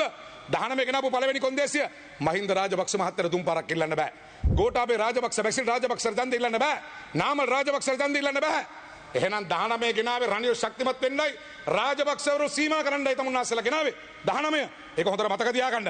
දැන් මේකට බය වෙලා 19 අහෝසි කරපුකන් තමුන්නාන්සේලා බය වෙලා. ඒ නිසා ඔබතුමාලට කියන්න ඕනේ. ගරු අමාත්‍යතුමා තව විනාඩි 2යි. ඉවරයි. ඒ නිසා මම ඔබතුමාලට කියන්න මම අවසාන වශයෙන් ගරු කතානායකතුමනි මේ ආණ්ඩු ක්‍රම ව්‍යවස්ථාව පිළිබඳ තමුන්නාන්සේලා කතා කරන්න දෙයක් නැහැ. තමුන්නාන්සේලාට මේ ආණ්ඩු ක්‍රම ව්‍යවස්ථාව ගැන කතා කරන්න දෙයක් නැහැ. මම ඔබතුමාලට කියනවා සජිත් ප්‍රේමදාස තමුන්නාන්සේලාගේ විපක්ෂ නායකතුමා කියනවා මම දැක්ක පක්ෂ ගණනාවක් එකට ඉඳගෙන කියනවා සිවිල් සංවිධාන ජනතාව දුන්න ජනවරවට වඩා වැඩ කරන්න. මම ඔබතුමාලගෙන් අහනවා අපි කරපු දේවල් තමුන්නාන්සේලා මොනවද කියලා බලන්න. තමුන්නාන්සේලා බලන්න අපි ජයග්‍රහණය කරලා අපි කැබිනට් මණ්ඩලය 50 අපි 30කට අඩු කරා. අපි විෂයන් බෙදීමේදී ඔබතුමාලා දන්නවා ඒ ඉතාමත් හොඳ අපි මේක කරා. ඒ විතරක් නෙවෙයි බදු සාහන අපි ලබා දුන්නා. උපාධිධාරීන්ට රැකියාව දුන්නා. දැන් රැකියාව ලක්ෂයක් දෙනවා. ඒ විතරක් නෙවෙයි මේ මගේ ළඟ තියෙනවා අපේ මේ කොළඹ සමහර മന്ത്രിවරු කෑ ගහන්නේ ඇයි? සභාපතිතුමනි මේ බලන්න කාලය මාස 6යි. ගිනියවි 421යි. සැකකරුව 17,22,500යි. 22005යි. මේ මිලියන මේ මම දන්නේ නැති පත්‍රයේ තියෙනක මම කියන්නේ. 17 සමාවෙන්න 17යි. 17යි. හරි මම ඉල්ලස් කරගත්තා. අනේ ඉතින් බින්දුවක් එහෙම වුණා පොඩ්ඩක් ඉන්නකෝ. දැන් මෙහෙමයි. ඔබට තේරෙනවා ඔබට පොඩි බයක් තියෙනවා. මොකද කංජිපානිත් එක පාටි දාපු අය. පාතාලෙත් එකයි හෙට අනිත් මෙතනත් දෙන්න තුන් දෙනෙක් යන්න ඉන්නවා. පොඩි බයක් තියෙනවා. බය වෙන්න එපා පොඩ්ඩක් ඉන්නකෝ. දැන් පහුගිය කාලේ ඕගොල්ලන්ට කරදර වෙන්න ඉන්නයි අපිට කතා කරන්නේ. අපි දිනපු ගමන් ගෝඨාභය ජනාධිපතිතුමා ජනාධිපති වෙච්ච ගමන් ওই ඩීල් කාරෝ අපිට කතා කරන්නේ. පොඩ්ඩක් මේක ෂේප් කරලා දෙන්න. මේක ෂේප් කරලා දෙන්න. ඒක කිව්වනේ. ඒ නිසා පොඩ්ඩක් ඉන්න කලබල ඉවර කතා කරේ. ඒ නිසා මම ඔබට කියන්නේ. මම ඔබතුමාලාට කියන්නේ. ඒ විතරක් නෙවෙයි තමුන්නාන්සලා මම ඉවර කරනවා. තමුන්නාන්සලා අපි මේ මාස 8 තුල කරපු වැඩ ඉතාම හොඳයි. ගෝඨාභය රාජපක්ෂ මහත්මයා මේ ජයග්‍රහණය කළා මාස 8යි. අග්‍රාමාත්‍ය මහින්ද රාජපක්ෂ මහත්තයාගේ කාලය තුල අපි ජනතාවට කරපු වැඩ අතිවිශිෂ්ටයි. මට විනාඩියක් තප්පරයක් දෙන්න. තමුන්නාන්සලා ජනවාරි 8 වෙනිදා දිල්ල මොකද කරේ? ජනවාරි 8 වෙනිදා දිල්ල මාසෙ මහ බැංකුව මංකොල්ල ගාවා. මට මෙතන අත උස්සන්න මහ බැංකුවේ සල්ලි ගත්ත නැති අය. අත උස්සන්න කියන බලන්න. මහ බැංකුවෙන් සල්ලි ගත්ත නැති අය. අර කවුරුත් අත උස්සන්නේ නැහැ. ඔක්කොම අරගෙන. එක්සත් ජාතික පක්ෂය ඊළඟට තමුන්නාන්සලා මොකද කරේ? තමුන්නාන්සලා ඊළඟට යුද අපරාධ තමුන්නාන්සලා කියලා අපේ හමුදාව යුද අපරාධ වලට ඇල්ලුවා. තමුන්නාන්සලාගේ ආණ්ඩුව ඒ විතරක්ද? තමුන්නාන්සලා 10 වෙනි සංශෝධනය ගෙනල්ලා මෙරට විනාශ කරා. තමුන්නාන්සලා බදු 100%කින් වැඩි කරා. තමුන්නාන්සලා ණයබර කීයකින් වැඩි කරාද? තමුන්නාන්සලා රටේ සංවර්ධනය නැවතුවා. තමුන්නාන්සලා විදේශ න්‍යාය පත්‍රයකට දිව්වේ. තමුන්නාන්සලා පාස්කු ප්‍රහාරය හරහා මෙරටේ කිතුරු බැති ඉවර නැති කරා. ඒ නිසා අවසාන වශයෙන් ගරු මූලසනේ සභාපතිතුමනි මට විපක්ෂයට කියන්න තියෙන එකයි. අපිට තමුන්නාන්සලාට කියන්න තියෙන වෙන මොනවත් නෙවෙයි. තමුන්නාන්සලා හොඳට මතක තියාගන්න. ගෝඨාභය රාජපක්ෂ මැතිතුමාට දීපු ජනවරමට අනුව එතුමා කටයුතු කරලා තියෙනවා. ඒ පිළිබඳ කිසි ප්‍රශ්නයක් නැහැ. එතුමාගේ ජනවරමට අනුව එතුමා කටයුතු කරලා තියෙනවා. ඒ නිසා ඔබතුමාලා විපක්ෂයට අපි තාම ගෞරවයෙන් ඉල්ලීමක් කරනවා. තමුන්නාන්සලා මේක පොඩ්ඩක් ඉගෙන ගන්න. මගේ මිත්‍ර හර්ෂ සිල්වා මහත්තයා ඔලුව කහකා බලාගෙන ඉන්නවා. එතුමා පිළිගන්නවා. අපේ පරාජය පිළිබඳ තමුන්නාන්සලා යන්න. තමුන්නාන්සලා අතර සංවාදයක් යන්න. තමුන්නාන්සලා කතා කරන්න. මේ පිළිබඳ කතා කරලා ශක්තිමත් විපක්ෂයක් හැටියට මේ ප්‍රජාතන්ත්‍රවාදී පාර්ලිමේන්තුවේ ශක්තිමත් විපක්ෂයක් හැටියට තමුන්නාන්සලා වැඩ කටයුතු කරන්න කියන ඉල්ලීම කරමින් මම නිහඬ වෙනවා. බොහොම නලින් බණ්ඩාර මහත්මයා රීති ප්‍රශ්න. අපි මෙතුමාගෙන් අහනවා එතුමා 19ට ඡන්දෙ දුන්න කෙනෙක්. අපි විනාඩි 5ක් දෙනවා. රීති ප්‍රශ්නයක් නෙවෙයි. ගරු එරාන් වික්‍රමරත්න ගරු කතා කරන්න. සුති මුලසුනේ සිටින මන්ත්‍රීතුමනි වරප්‍රසාද ප්‍රශ්නයක්ද? මගේ නම කිව්වා එතුමා වරප්‍රසාද ප්‍රශ්න. නලින් බණ්ඩාර මන්තුමා අපි ඔව් 19ට අත ඉස්සුවා. 19ට අත විශ්වයේ තමුන්නාන්සලාගේ රනිල් වික්‍රමසිංහයි මෛත්‍රීපාල ජනාධිපතිතුමයි 20 ගේනවා කිව්වා. 20 ගේනවට කොන්දේ පිසිරි තමයි 19 අත ඉස්සුවේ. තමුන්නාන්සලා 20 ගෙනාවේ නැහැ. හරි ස්තුතියි ගරු එරාන් වික්‍රමරත්න ගරු මන්තුමා විනාඩි 15යි. මිලසුනේ සිටින මන්ත්‍රීතුමනි අද වරාය හා ගුවන්තොටුපොළ සංවර්ධන බදු පනත යටතේ නිවේදන 6කුත් තියෙනවා. 235 වැනි අධිකාරී රේගු ආඥා පනතයට නියෝග 3ක් තියෙනවා. ආදායම් සංරක්ෂණ පනත යටතේ නියාමන 6ක් තිබෙනවා. අද තියෙන වාද විවාදය ඒ පිළිබඳවයි. බොහොම කනගාටුවෙන් ප්‍රකාශ කරන්න ඕනේ කැබිනට් ඇමතිතුමා ඒක පිළිබඳව කිසිම වචනයක්වත් සඳහන් කළේ නැහැ. අපිට අද වෙලා තියෙන්නේ ප්‍රබල විපක්ෂයක වැඩපිළිවෙල කිරීම පමණක් නෙමෙයි ආණ්ඩුවේ වැඩේ කරන්නත් වෙලා තියෙන්නේ. මොකද මේකේ තියෙන්නේ 2011 අංක 2 දරණ වරාය හා ගුවන්තොටුපොළ සංවර්ධන බදු පනතේ මෙතන ඉදිරිපත් කරලා තියෙන්නේ මේක වාද විවාද කරන්න. මේකේ ප්‍රතිපත්ති පිළිබඳව කතා කරන්න මම බලාපොරොත්තු වෙනවා මේ වාද විවාදය තුල. ඊට අමතරව තව හුඟක් ගැසට් පස් තිබෙනවා. බදු වැඩි කරපු එක ගැන, බදු අඩු කරපු එක ගැන එක විදියට කළා. බදු අඩු කරලා ලොකු ප්‍රශ්නයක් ඇති කරගෙන තියෙනවා. ඒ වගේම ඩීසල් පෙට්‍රල් වගේ දේවල් වල සර්චාර්ජ් එකක් යොදවලා වැඩි කරලා තියෙන්නේ ඩීසල් වල පෙට්‍රල් වල. ඒව ගැන කතා කරන්න ඉන්නේ. So I would like to address the House. Particularly before I start, I would like to bring to the notice of the House that a journalist was found dead near the Independence Square. And today we heard from Honorable Nalin Bandara that Zaki Jabbar, a well-known journalist of the island, has been found after 3 days. We've also heard today that near the Friendship Bridge, the Japan Friendship Bridge near Parliament, another body has been found, and clearly the government needs to look into this because we are concerned at the loss of life. However, I might say that this government, right, has been making various criticisms of the previous government forgetting the fact that they have been in office for nearly 1 year. In 2 months, it's going to be 1 year in office. Just because some members of parliament have come here more recently, that does not mean that the government hasn't been in office for nearly a year. Under the previous government, Sri Lanka achieved an improved fiscal position after several years. In 2017 and 18, we had primary surpluses after 1992. The budget deficit was kept at 5.3% of GDP during this period. The lowest level since 1977, it must be stated. By the end of 2019, it had started to deteriorate. And one of the main reasons it had started to deteriorate is because of the government's irresponsible statements in the run-up to the election on taxes, and the fiscal position has deteriorated. The situation has got progressively worse in 2020. Government revenue has declined by 28% compared to 2019. Recurrent expenditure has increased by 10%. The budget deficit has increased by 41%. Development spending, that's capital expenditure, has reduced by 44%. And government debt has increased by 1,000 billion in just 6 months, rising from 13,000 billion to over 14,000 billion from January to June in 2020. The fiscal results will get worse as the year progresses. The additional cost of a 10% increase in government staff cadre, the import ban will start to hit government revenue in the second half. Corporate taxes will be sharply down, and Sri Lanka should prepare for its worst budget deficit in 35 years. It is fully expected for expenditure to increase during a health crisis to support health expenditure and to support livelihood, but this did not happen. Capital expenditure has in fact come down during this period. The crisis has occurred due to the collapse in government revenue. That's why the crisis has occurred. This is a policy error, and the sooner it is admitted and corrected, the government could get on the right track. Unfortunately, in spite of the reduction in taxes, relief to the public, there has been no benefit felt by the people. Prices of essentials have in fact increased despite the reduction and exemption in some taxes. Food price inflation has increased to 12.9% in July. The National Consumer Price Index reached 6.1% in July. These are not our statistics. These are statistics coming out of government departments. If you take the price of food prices in September 2019 compared with September 2020, brinjals, which were 125 rupees a kilo, is 159 rupees. Snake goat, which is 119, is 144 rupees.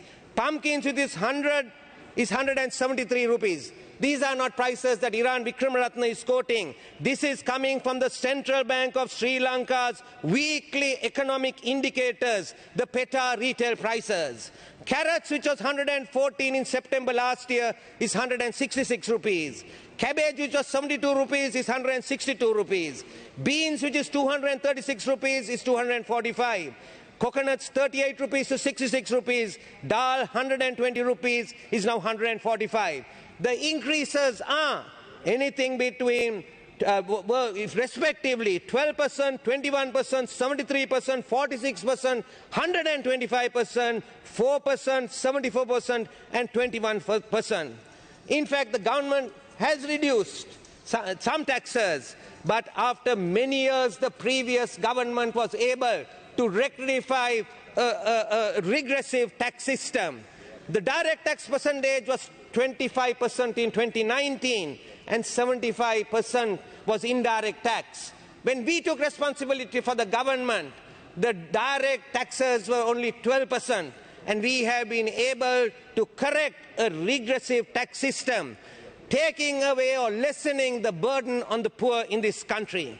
The external sector, as a result of the poor fiscal management, has also lost its opportunity in the global capital markets. We are therefore external debts by running down, we are paying our external debts by running down our reserves. By the middle of last year, in 2019, government reserves were $8.9 billion. But within 1 year, in June 2020, the reserves are US dollars $6.7 billion. Therefore, there are major debt repayments in 2020, 2021 and 2022. Sri Lanka has to pay mainly on sovereign bonds. Sri Lanka has another 4 billion debt maturing in 2020 and 24. Therefore, I would like to say a word on the debt repayments the country is facing. Our debt is about 87% of GDP.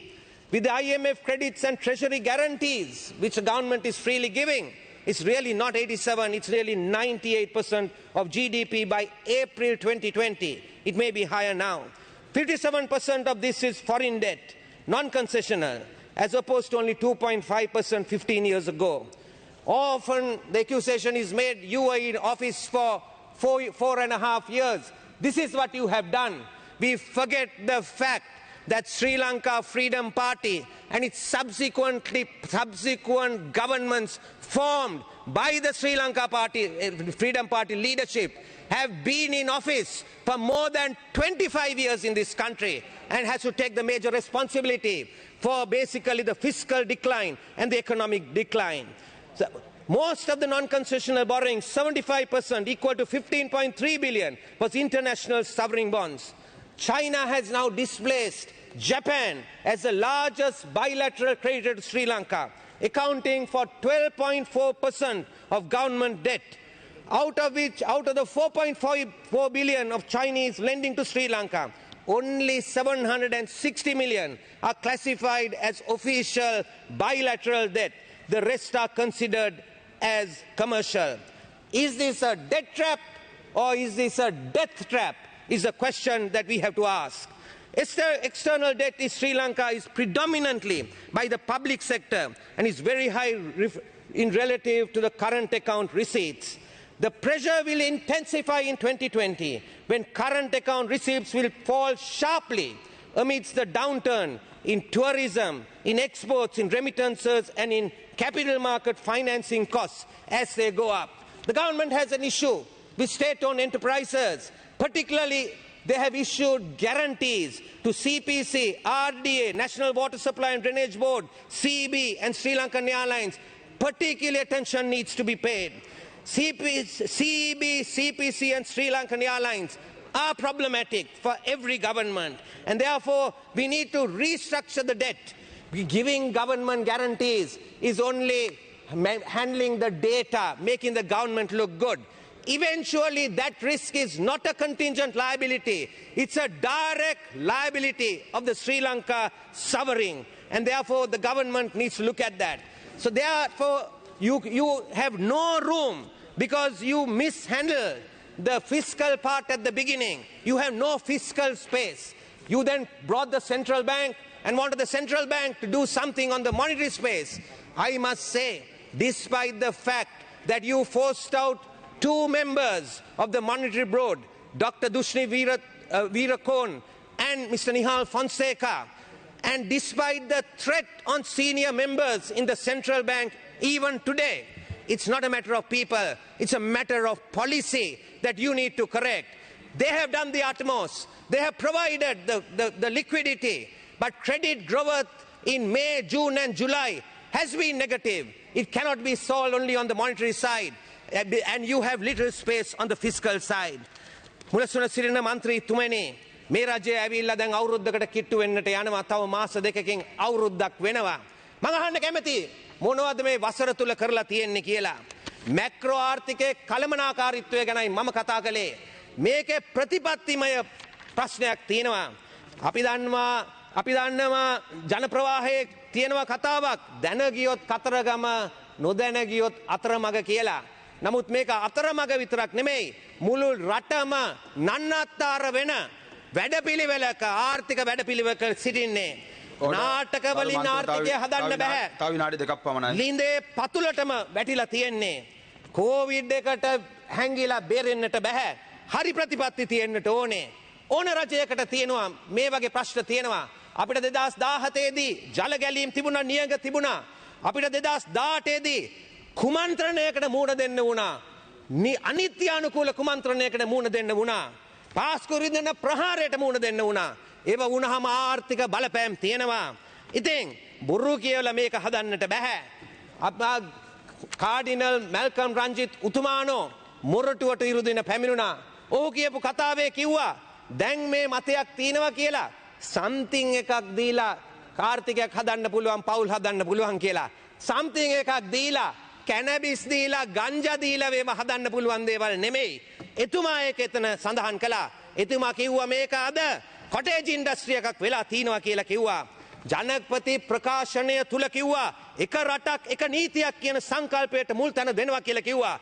ඇත්ත කතාව එක රටයි නීති දෙකයි. ආන විලින්දාවට ගියා තෙත්බිම රැන්සා ගිවිසුමේ gazette එක මගෙන් ආරක්ෂා වෙනවා. නමුත් අත්අඩංගුවට ගත්තේ කවුද? ඩෝසර් පදවන පුද්ගලයයි අයිතිකරුවා අත්අඩංගුවට ගත්තේ. නමුත් දේශපාලන බලය ගත්තේ නැහැ. පිටිපස්සේ ඉන්න අය ගත්තේ නැහැ. බැඳුම් කරේ සිදු වුණා. මේක මම එක රජයක් ගැන විතරක් නෙමෙයි කියන්නේ. බැඳුම් කරේ සිදු වුණාම කතා කළේ හැමදාම නිලධාරි ගැන කතා කළේ දේශපාලන හස්තයට අත තිබ්බේ නැහැ. ඒ නිසා මම මරණ දඬුවමට සම්පූර්ණයෙන්ම විරුද්ධ පුද්ගලයෙක්. ඒකට හේතුවක් තියෙනවා. එක රටයි නීති දෙකයි. මේ 225න් එක්කෙනෙක්ටවත් මරණ දඬුවමට ලැබෙන්නේ නැහැ. මෙතන තියෙන 225න් මුහුණු පුතේ ඊයේ මම දැක්කා. අවසන් කරනවා. හරක් මැරුවොත් හිරේ, මිනි මැරුවොත් පාර්ලිමේන්තුවේ කියලා මුහුණු පුතේ සඳහන් වෙලා තිබෙනවා. රට හදනවා නම් අපි ආයෝජකයන් මේ රටට ගෙනෙනවා නම් මේවා මේ මූල්‍ය ප්‍රතිපත්ති විතරක් නෙමෙයි හැම එකක්ම හදන්න ඕනේ. කළු සද්දි නැති කරන්න ඕනේ. මත්ද්‍රව්‍ය ව්‍යාපාරිකයන්, ජාවාරම් කරුවන්, නීති උල්ලංඝනය කරන අය සිංගප්පූරු 1965 ඒක පුද්ගල ආදායම ලංකාව වගේ එක හා සමානව තිබුණේ. අද ලංකාවේ ඩොලර් 4000යි. සිංගප්පූරුවේ 60000කට වැඩිය වැඩි. මතක තියාගන්න පසුගිය අවුරුදු 25 ගැන ඔබතුමන්ලා තමයි ගරු සංජීව ඉදිරිමාන්න ගරු මන්ත්‍රීතුමා සංජීව ඉදිරිමාන්න ගරු මන්ත්‍රීතුමා මුලස්සන රූඩ මගේ වෙලාව මූලස්සනාරූඪ ගරු මන්ත්‍රීතුමනි පෞගේ ආණ්ඩුවේ හිටපු ආර්ථික ඔස්තාර් කෙනෙක් කතා කරලා ඒ කතාවෙන් පස්සේ මගේ කතාව කරන්න ලැබීම ගැන මම ආඩම්බර වෙනවා. විපක්ෂයේ ගරු මන්ත්‍රීවරුන්ගෙන් මම අහනවා තමුන්නාන්සේලාගේ ආණ්ඩුව ඔය තරම්ම ලස්සනට ආර්ථිකය හැසිරෙව්වනම් හිටපු මුදල් ඇමති පරාදයි අනිත් හිටපු මුදල් ඇමතිවරයා ඡන්ද ඉල්ලන්න මැද්දේදී බය වුණා. හිටපු රාජ්‍ය මුදල් ඇමති ඡන්දෙට යන්න බයේ ජාතික ලැයිස්තුවෙන් අද පාර්ලිමේන්තුව ඇවිල්ලා පාර්ලිමේන්තුවේ කතා කරලා දැන් වාඩි වුණා. තමුන්නාන්සලා ඔය තරම් ආර්ථිකය හැදුවනම් මුදල් ඇමතිවරු උඩින්ම දිනලා මේ පාර්ලිමේන්තුව නියෝජනය කරන්න ඕන. තමුන්නාන්සලාට වරදින ඊළඟ තැන මම පැහැදිලි කරන්න කැමතියි. මූලස්සනාරූඪ ගරු මන්ත්‍රීතුමනි දේශපාලන ව්‍යාපාරයක් විසින් නොකළම යුතු දෙයක් තමයි තමන්ගේ පරාජය වැරදි විදියට විග්‍රහ කරගන්න එක. අද මේ විපක්ෂයේ හිතනවා අප්‍රේල් 21 පාස්කු ප්‍රහාරය හින්දායි තමන්ගේ ආණ්ඩුව පෙරදුනේ කියලා. එතකොට 2018 පෙබරවාරි 10 පෙරදුනේ මක් වෙලාද පළාත් පාලන මැතිවරණයෙන්. පළාත් පාලන ආයතන 342න් 232ක බලය අපි දිනුවා. පළාත් පාලන කොට්ටාස 70%ක බලය දිනා ගනිමින්. ඒ ආණ්ඩුවට වැරදුණු තැන තමයි පළවෙනිම තැන පැවති ආණ්ඩුව පෙරලන්න ක්‍රමයක් ගැන හිතලා තිබ්බා. හැබැයි ආණ්ඩු කරණය පිළිබඳව අදහසක් නැතුව තමයි ආණ්ඩුව කරන්න පටන් ගත්තේ. ඊට පස්සේ තව බරපතල වරදක් කරගත්තා. මේ ලෝකේ තියෙන ආණ්ඩු ක්‍රම වර්ග දෙකක්. එකක් ජනාධිපති ආණ්ඩු ක්‍රම, අනික අගමැති ප්‍රමුඛ පාර්ලිමේන්තු ආණ්ඩු ක්‍රම. මේ රටේ තියෙන්නේ ජනාධිපති ආණ්ඩු ක්‍රමයක්. ජනාධිපති ආණ්ඩු ක්‍රමයක් තියෙන රටේ අගමැති බලවත් කරලා ආණ්ඩුක්‍රම ව්‍යවස්ථා අර්බුදයක් හදාගෙන ආණ්ඩුව කරගන්න බැරි කරගත්තා. ඒ වගේම ඒ ආණ්ඩුවට වැරදුන ඊළඟ තැන රාජ්‍යයේ මුදල්, රාජ්‍යයේ කාලය, රාජ්‍ය සේවයේ ශ්‍රමය සියල්ලම ප්‍රතිවාදී දේශපාලන කඳවුර මර්ධනය කිරීම වෙනුවෙන් පාවිච්චි කළා. ඒ වගේම මහ බැංකුව කොල්ල කාලා රාජ්‍ය මූල්‍ය පිළිබඳව පරිපූර්ණ විශ්වසනීයත්වය මුළු මනින්ම සුන්නත් දූලි කළ දැම්ම තමුන්නාන්සේලා. ඒ හේතුවෙන් දේශීය වශයෙන් ඒ වගේම ජාත්‍යන්තර වශයෙන් රාජ්‍ය මූල්‍ය කළමනාකරණය පිළිබඳව විශ්වාසය සුන්නත් දූලි වෙලා ගියා. ඒ වගේම ඒ ආණ්ඩුවට ප්‍රතිපත්තිමේ වැඩපිළිවෙලක අවිච්ඡින්න භාවය අකණ්ඩ භාවය පිළිබඳ අවබෝධයක්වත් තිබුණේ නැහැ. ඒ පිළිබඳ අවබෝධයක් හරි තිබුණා නම් ආණ්ඩු කළේ අවුරුදු 4 මාරයි. හැබැයි ප්‍රතිපත්ති ප්‍රකාශ 5යි. තමන්ගේ ආයතන ව්‍යුහය කළමනාකරණය කරගන්න නිලධාරීන් පත් කරගන්න බැරි වුණා. ආණ්ඩු කළේ අවුරුදු 4 මාරයි. ජනාධිපති ලේකම්ලා 3යි. ඒ වගේම විවිධ තැන්වලදී රාජ්‍ය ආරක්ෂක ලේකම්වරු 4යි. මම සේවය කළ ITN එකට සභාපතිවරු 4යි. අවුරුදු 4 මාරයි. ඒ සියල්ලට අමතරව ඒ ආණ්ඩුවට තිබුණා ආර්ථික විද්‍යාත්මක ඥානය පිළිබඳව අසාමාන්‍ය දේශපාලන උද්දච්චකමක්. ඒ උද්දච්චකම නිසාම තමයි අන්තිමේදී වැරදුනේ. ඒ උද්දච්චකම උතුරා පිටාර ගලපු තැන තමයි මත්තල ගුවන් තොටුපලේ වී ගබඩා කරන්න ගත්ත තීරණය.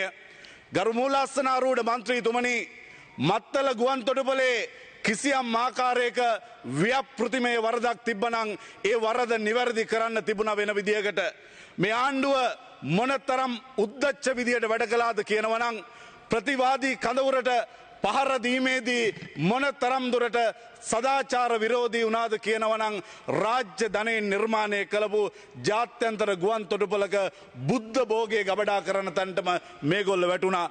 ඒ තුල තමයි මේ උද්දච්චකම අපි උතුරා පිටාර ගලන ආකාරය දැක්කේ.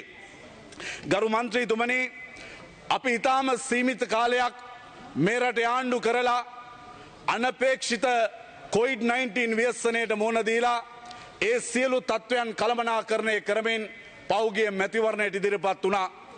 පෞගිය සමය තුල අද විපක්ෂයේ ඉන්න මේ කණ්ඩායම දිගින් දිගටම කිව්වා මැතිවරණයකට යන්න බෑ කියලා. අපි දිගින් දිගටම කිව්වා COVID-19 ව්‍යසනයේ හමුවේ රාජ්‍ය ප්‍රජාතන්ත්‍රවාදයේ උත්තුංග බලය වන මහජන ඡන්ද බල අයිතිය හංගන්න බෑ කියලා. අපි මැතිවරණය පැවැත්තුවා. ඉතාම සාමකාමී සාධාරණ මැතිවරණයකින් පස්සේ 3/2 බලයක් සහිත ආණ්ඩුවක් අපි විසින් නිර්මාණය කළා මේ රටේ මහජන කැමැත්තෙන්. එදා ඔවුන් කිව්වා මැතිවරණයක් පවත්වන්න වටපිටාවක් නැහැ කියලා.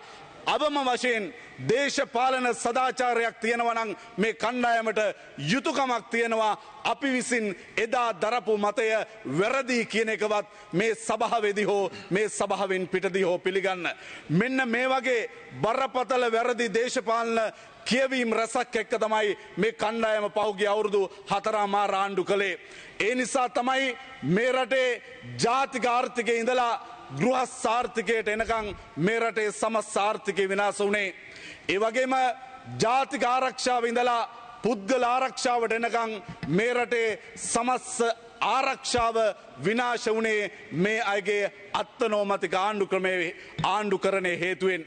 මේ රටේ ජාතික සංවර්ධනය ඉඳලා ග්‍රාමීය සංවර්ධනයේ ළඟට එනකන් සමස්ත සංවර්ධන ක්‍රියාවලිය නතර වෙලා මිනිස්සු දුප්පත් වෙලා ව්‍යාපාරිකයෝ දුප්පත් වෙලා මහා පරිමාණ ව්‍යාපාරිකයන්ගේ ඉඳලා අපේ ගම්වල පෙට්ටි කඩේ මුදලාලිගේ ආර්ථිකයට එනකන් සමස්ත ආර්ථික ක්‍රියාවලියම විනාශ වුණා. මේ සියලු දෙනා ඒ අත්නෝමතික දේශපාලන ක්‍රියාකාරකම් හේතුවෙන් මේ රට වනසලා මිනිස් ජීවිත විනාශ කළා, රටේ ආර්ථිකය විනාශ කළා, රටේ සංස්කෘතිය විනාශ කළා. රටේ ආර්ථිකය විනාශ වීම මම සංකේතවත් කරලා පෙන්නවා. හිටපු මුදල් ඇමතිලා පරාද වෙච්ච තැන ඉඳලා රාජ්‍ය මුදල් ඇමති ජාතික ලයිස්තුවෙන් පාර්ලිමේන්තුවෙන් ගත්ත තීරණය දක්වාම සංකේතවත් කළේ රාජ්‍ය මූල්‍ය කළමනාකරණය යටින් පැවති ආණ්ඩුවේ අසාර්ථක භාවය. අපි අවසාන වශයෙන් මේ විපක්ෂයෙන් ඉල්ලා සිටිනවා මේ යන ගමනට උදව් කරන්න බැරි නම් ආශිර්වාද කරන්නට ඔබේ දේශපාලන හෘද සාක්ෂියේ එවැනි හැඟීමක් නැත්නම් කරදර නොකර මේ ආණ්ඩුව මේ රට වෙනුවෙන් කරන අනාගත වැඩපිළිවෙල දෙස නිහඬව බලාගෙන ඉන්න අවශ්‍ය තැනකදී ප්‍රශ්න කරන්න. ඒ කාරණාව ඊටාම ගෞරවයෙන් සිහිපත් කරමින් මේ අවස්ථාව ලබා දීම පිළිබඳව ඔබතුමන්ට ස්තුති කරමින් මම නිහඬ වෙනවා. බොහොම ස්තුතියි. Next speech, Honorable Noharthalingam, 15 minutes. கௌரவ சபைக்கு தலைமை தாங்கும் தலைவர் அவர்களே, எனக்கு இந்நேரத்திலே நேரம் ஒதுக்கி தந்தமைக்காக முதல் கண் உங்களுக்கு நன்றியை தெரிவித்துக் கொண்டு 2000ஆம் ஆண்டு முதலாக தமிழீழ விடுதலை இயக்கத்தின் சார்பில் போட்டியிட்டு வன்னி மாவட்டத்திலிருந்து இந்த பாராளுமன்றத்துக்கு தெரிவு செய்யப்பட்டு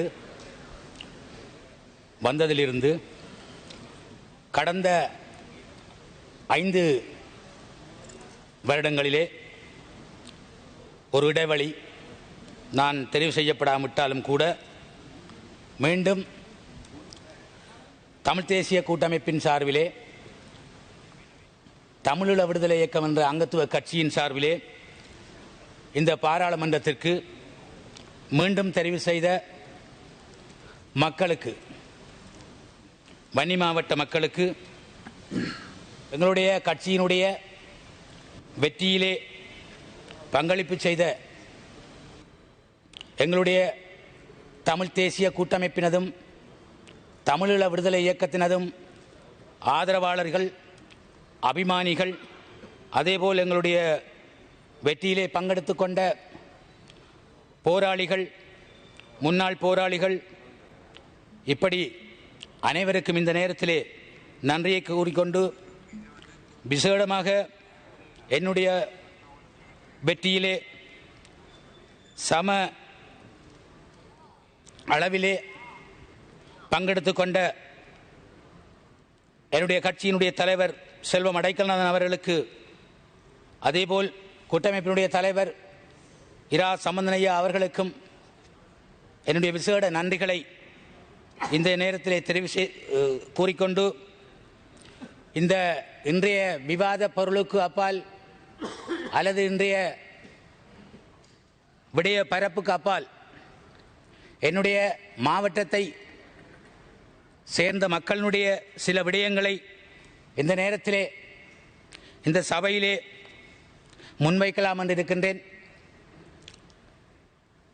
இங்கே சில நாட்களாக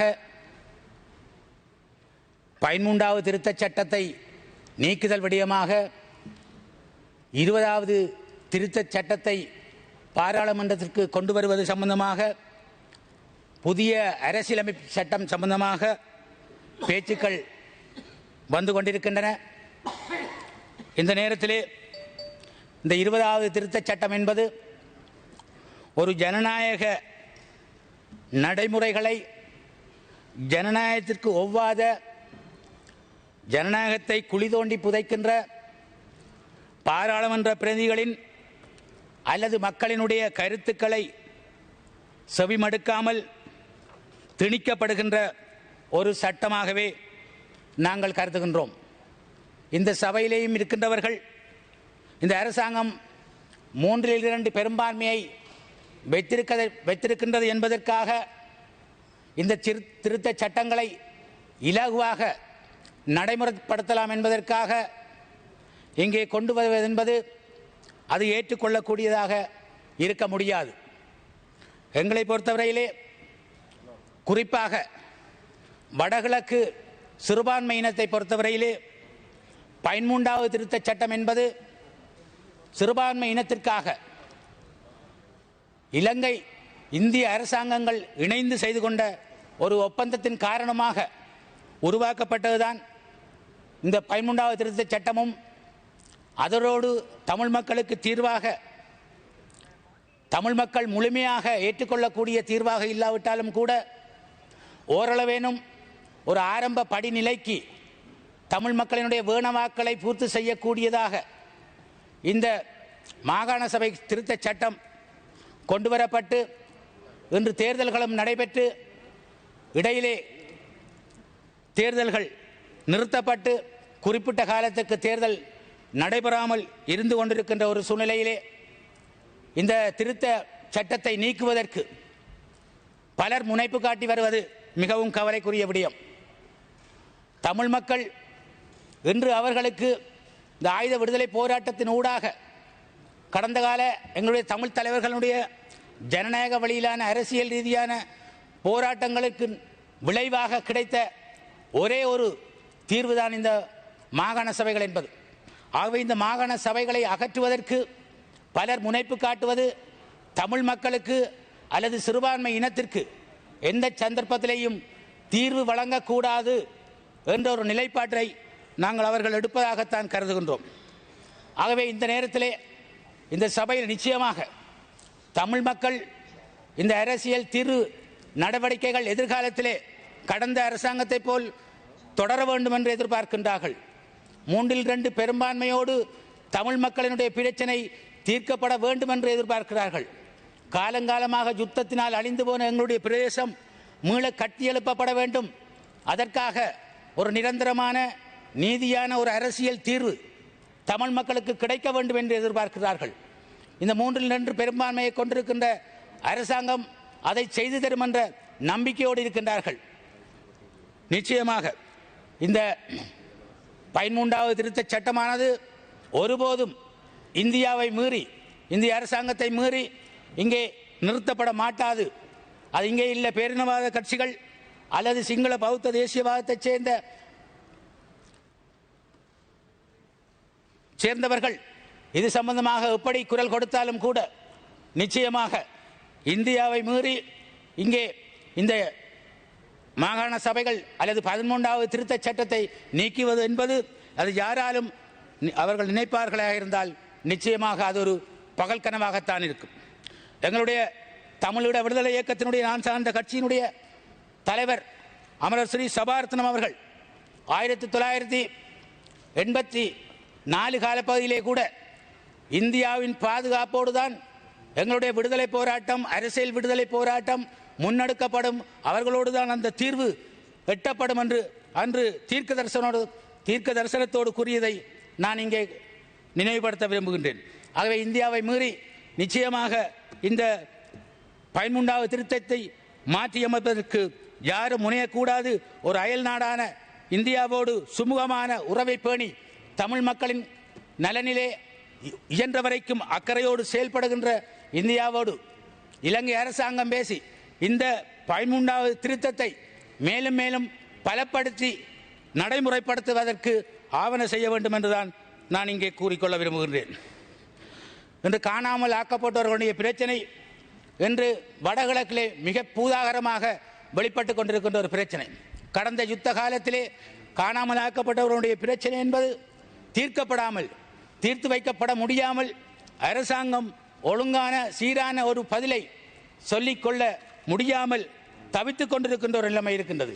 இது தொடர்வதற்கு இந்த 3/2 பெரும்பான்மை அரசாங்கம் எதிர்காலத்திலே இடமளிக்க கூடாது என்று நான் இந்த நேரத்திலே கேட்டுக்கொள்கின்றேன். இதுபோன்று பல்வேறு பிரச்சனைகள் இந்த நாட்டிலே தமிழ் மக்களுக்குடைய பிரச்சனைகள் தீர்க்கப்படாத, நிறைவேற்றப்படாத பல பிரச்சனைகள் இருக்கின்றன. இந்த அரசாங்கத்திலே நம்பிக்கை இழந்துதான் கடந்த காலங்களிலே இந்த காணாமல் ஆக்கப்பட்டவர்களுடைய உறவினர்கள் பல்வேறு போராட்டங்களை, வீதி மறியல் போராட்டங்கள், உண்ணாவிரத போராட்டங்கள், இப்படியாக பல போராட்டங்களை நடத்தியும் இந்த நாட்டுக்குள்ளே இந்த அரசாங்கத்தினால் எதுவித தீர்வும் அவர்களுக்கு வழங்கப்படவில்லை.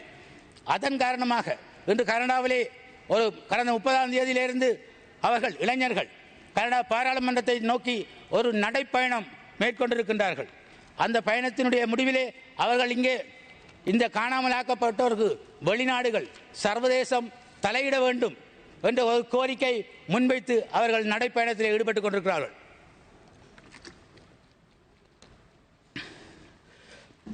கௌரவ சபைக்கு தலைமையாகும் தலைவர் அவர்களே, இன்று வவுனியாவிலே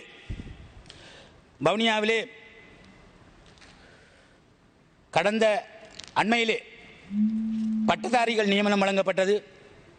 அவர்களை கொண்டு புதிதாக குடும்ப விவரம் சேகரிக்கின்ற ஒரு நிலைமை வவுனியா மாவட்டத்திலே காணப்படுகின்றது. இலங்கையிலே ஒரே நாடு ஒரே சட்டம் என்று அதிமேதகு ஜனாதிபதி அவர்கள் தன்னுடைய கொள்கை பிரகடனத்திலே கூறியிருக்கின்றார். ஆனால் வவுனியாவுக்கு மட்டும் விசேட பதிவு ஏற்பாடுகள், ஒவ்வொரு குடும்பமாக சென்று அங்கே குடும்ப அங்கத்தவர்கள் விவரம் கோரப்படுகின்றது. ஒவ்வொரு அக்குவேறு ஆணி வேறாக அந்த குடும்ப விவரங்கள் சேகரிக்கப்படுகின்றது. அதற்கு புதிதாக நியமனம் செய்யப்பட்ட பட்டதாரிகள் உள்வாங்கப்படுகிறார்கள். அந்த பட்டதாரிகள் வீடுகளுக்கு செல்கின்ற பொழுது அவர்களால் குடும்பத்தினரால் முழுமையான முறையிலே ஒழுங்காக அவர்கள் கேட்கின்ற ஆவணங்களை கொடுக்க முடியாத ஒரு நிலைமை இருக்கின்றது. வங்கி புத்தகத்தை கேட்கின்றார்கள், இறப்புச் சான்றிதழை கேட்கின்றார்கள், பிறப்புச் சான்றிதழை கூட கேட்கின்றார்கள், தொலைபேசி இலக்கங்களை கேட்கின்றார்கள். இப்படியாக ஒவ்வொரு விடயங்களையும் அவர்கள் கேட்கின்ற ஒரு நிலைமை. இது ஏன் வவுனியா மாவட்டத்திற்கு மட்டும் விசேடமாக இந்த நடவடிக்கை என்று நான் கேட்க விரும்புகின்றேன். கடந்த யுத்த காலத்திலே வவுனியாவிலே அந்த மக்களுக்கு குடும்ப அட்டை என்ற ஒரு விடயம் அறிமுகம் செய்யப்பட்டது. ஆனால் அந்த குடும்ப அட்டை விவரம் உண்மையிலே சேகரிக்கப்படுவதன் நோக்கம் அன்றிருந்த போர்க்கால சூழ்நிலை என்பதற்காக அதை நாங்கள் ஏற்றுக்கொள்ளக்கூடியதாக இருந்தது. ஆனால் இன்று அப்படியான ஒரு சூழ்நிலை இல்லாத பொழுது, வேறு மாவட்டங்களிலே அந்த நடைமுறை இல்லாத பொழுது குடும்ப விவரம் எதற்காக சேகரிக்கப்படுகின்றது? அப்படியான சொன்னால் வேறு தெற்கிலேயோ அல்லது வடகிழக்கினுடைய ஏனைய மாவட்டங்களிலோ இல்லாத ஒரு நடைமுறை வவுனியாவுக்கு மட்டும் எதற்காக கொண்டு வரப்படுகின்றது என்பதை நான் இந்த சபையிலே சம்பந்தப்பட்ட அமைச்சர்களிடமோ அல்லது அதிகாரிகளிடமோ கேட்க விரும்புகின்றேன். ஆகவே இது உடனடியாக நிறுத்தப்பட வேண்டும். மன உளைச்சலுக்கு அந்த குடும்பத்தவர்களை கொண்டு வருவதிலிருந்து அவர்கள் காப்பாற்றப்பட வேண்டும் என்று இந்த நேரத்திலே ஆகவே இந்த நேரத்திலே நான் இன்னும் ஒரு விடயத்தை மட்டும் இங்கே கூறி முடித்துக் கொள்ளலாம் என்றேன். நீண்ட காலமாக தீர்த்து வைக்கக்கூடிய விடுவிக்கக்கூடிய தமிழ் அரசியல் கைதிகளின் பரிதாபத்துக்குரிய வேதனைக்குரிய பதினையும் இந்த உயர் சபையிலே விட்டு செல்ல விரும்புகின்றேன். அரசியல் கைதிகளின் விடுதலைக்காக அக்கைதிகளால் எத்தனை உணவு தப்பி போராட்டங்கள், அவர்களுக்காக எத்தனை மறிய போராட்டங்கள், ஆர்ப்பாட்டங்கள், அகிம்சை வழி போராட்டங்கள், நீதி கோரி நியாயம் கோரி மனிதாயமான நிலையில் அணுகக்கோரி போராடியும் ஒவ்வொரு அரசாங்கங்களும் காது கொடுத்து கேட்க மறுத்து நிற்பது எமக்கு ஏமாற்றத்தை தருகின்றது. உறவுகளினதும் கைதிகளினதும் அழுகை குரல்களும் சிந்துகின்ற கண்ணீரும் பதில் தர மறுக்கின்ற அரசாங்கங்களின் காதுகளுக்கும் கண்களுக்கும் எட்டவில்லை என்பதும் எட்டுமா என்பதும் நமக்கு வேதனைத்தான் தருகின்றது. தேர்தல் காலத்தில் கூட இந்த அரசாங்கத்தின் பிரதிநிதிகளால் அவர்களுக்கான விடுதலையின் பேரில் உறுதி அளிக்கப்பட்டு நம்பிக்கை ஊட்டப்பட்டதை நினைவுபடுத்த விரும்புகிறேன். அவர்களின் தண்டனை போதும் என எண்ணுகிறேன். அவர்களின் விடுதலையை காலந்தாழ்த்தாது விரைந்து முன்னெடுக்குமாறு கேட்டுக்கொள்கின்றேன். மரண தண்டனை கைதி ஒருவர் இந்த பாராளுமன்றத்தில் வந்து போகின்றார். தமிழ் அரசியல் கைதிகள் பாராளுமன்றத்துக்கு வருவதற்கு கேட்கவில்லை. 10-20 வருடங்கள் அனைத்து கஷ்டங்களையும் அனுபவித்து சிறைவாதம் என்ற தலையெழுத்துக்குள் வாழ்க்கையை முடக்கியிருக்கும் இக்கைதிகளை தமது வீடுகளுக்கு அனுப்பி வைக்கவாவது நடவடிக்கை எடுங்கள். மேலும் மேலும் உடல் ரீதியிலும் மன ரீதியிலும் அவர்களை துன்புறுத்தாதீர்கள். அவர்களுக்கு பொது மன்னிப்பை வழங்குங்கள். அல்லது 12,000 முன்னாள் போராளிகளை புனர்வழித்து சமூகத்தில் இணைத்தது போல் ஏன் அவர்கள் அனைவரையும் புனர்வாழ்வளித்து விடுவிக்க முடியாது? உங்களால் முடிந்தால் இந்த அரசாங்கத்தால் அதை செய்ய முடியும். அவர்கள் சாதாரண மனிதராக வாழுகின்ற போராடுகின்ற சக்தியை ஆத்ம பலத்தை இழந்து நிற்கின்றார்கள். அவர்கள் மீது கருணை காட்டுமாறு இந்த நேரத்தில் உங்களை கேட்கிறேன். பிரேமலால் விஜயசேகராவுக்கு நீதிமன்றமும் சிறைச்சாலை பாராளுமன்றமும் எந்த அடிப்படையில் பாராளுமன்றத்துக்குள் வர அனுமதி வழங்கியதோ அதைவிட நியாயமான காரணங்கள் பல இருக்கின்றன. தமிழ் அரசியல் கைதிகளை சமூகத்துடன் இணைக்கவும் நியாயமான பல காரணங்கள் இருக்கின்றன. தமிழ் அரசியல் கைதிகளை சமூகத்துடன் இணைக்கவும் குடும்பத்தாருடன் சேரவும் வீடுகளுக்கு செல்லவும் ஒரே நாடு ஒரே சட்டமன்றம் என்பதை எம்மால் புரிந்து கொள்ள முடியாமல் இருக்கின்றது. 1982 பங்குனி மாதம் 1ஆம் தேதி எமது தமிழீழ விடுதலை இயக்கத்தின் ஸ்தாபக தலைவர்களில் ஒருவன குட்டிமணி என்ற பலராலும் அறியப்பட்ட செல்வராசா ஜோகச்சந்திரனுக்கு கொலை குற்றத்திற்காக மரண தண்டனை விதிக்கப்பட்டது. மரண தண்டனை கைதியான குட்டிமணி வட்டுக்கோட்டை தொகுதிக்கான பாராளுமன்ற உறுப்பினர் அவ்விடத்துக்கு 1982 அக்டோபர் 15ஆம் தேதி நியமன உறுப்பினராக நியமிக்கப்பட்டு வர்த்தமானி அறிவித்தலும் வெளியிடப்பட்டது. ஆனாலும் அப்போதைய சிறைச்சாலை ஆணையாளர் சிறையிலிருந்து வெளியேறி பாராளுமன்ற அவரை அனுமதிக்கவில்லை. கொலை குற்றவாளி மரண தண்டனை கைதி என்ற காரணங்கள் கூறப்பட்ட சட்டமா அதிபர் திணைக்களத்தின் அறிவுறுத்தல்களை மீறி சிறைச்சாலை ஆணையாளர் நீதித்துறை அனுமதியிடம் பாராளுமன்றம் வருகிறார். இதுதான் உங்களின் ஒரே நாடு ஒரே சட்டம். தமது தமிழீழ விடுதலை இயக்கத்தின் மூத்த தலைவர்களில் ஒருவனான குட்டிமணி பின்னர் 1983 ஜூலையில் படுகொலை செய்யப்பட்ட இந்த நேரத்திலே குறிக்கொண்டு அதனோடு இணைந்து இன வன்முறைகள் கட்டவிழ்த்து விடப்பட்டு நாடு எரிந்ததும் வரலாறு நீதி நியாயமான மறுக்கப்பட்டதுமான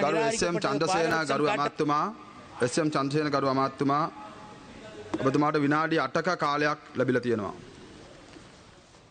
අර මූලාසනයේ සිටින ගරු මන්ත්‍රීතුමනි, විශේෂයෙන්ම අද නිෂ්පාදන බදු විශේෂ විධිවිධාන පනත යටතේ කතා කිරීමට ලැබීම පිළිබඳව මම සතුටු වෙනවා. අපි දැන් අපේ හිරාම් වික්‍රමරත්න ගරු මන්ත්‍රීතුමා මැරිලා ඉපදුනා වගේ තමයි කතා කරේ.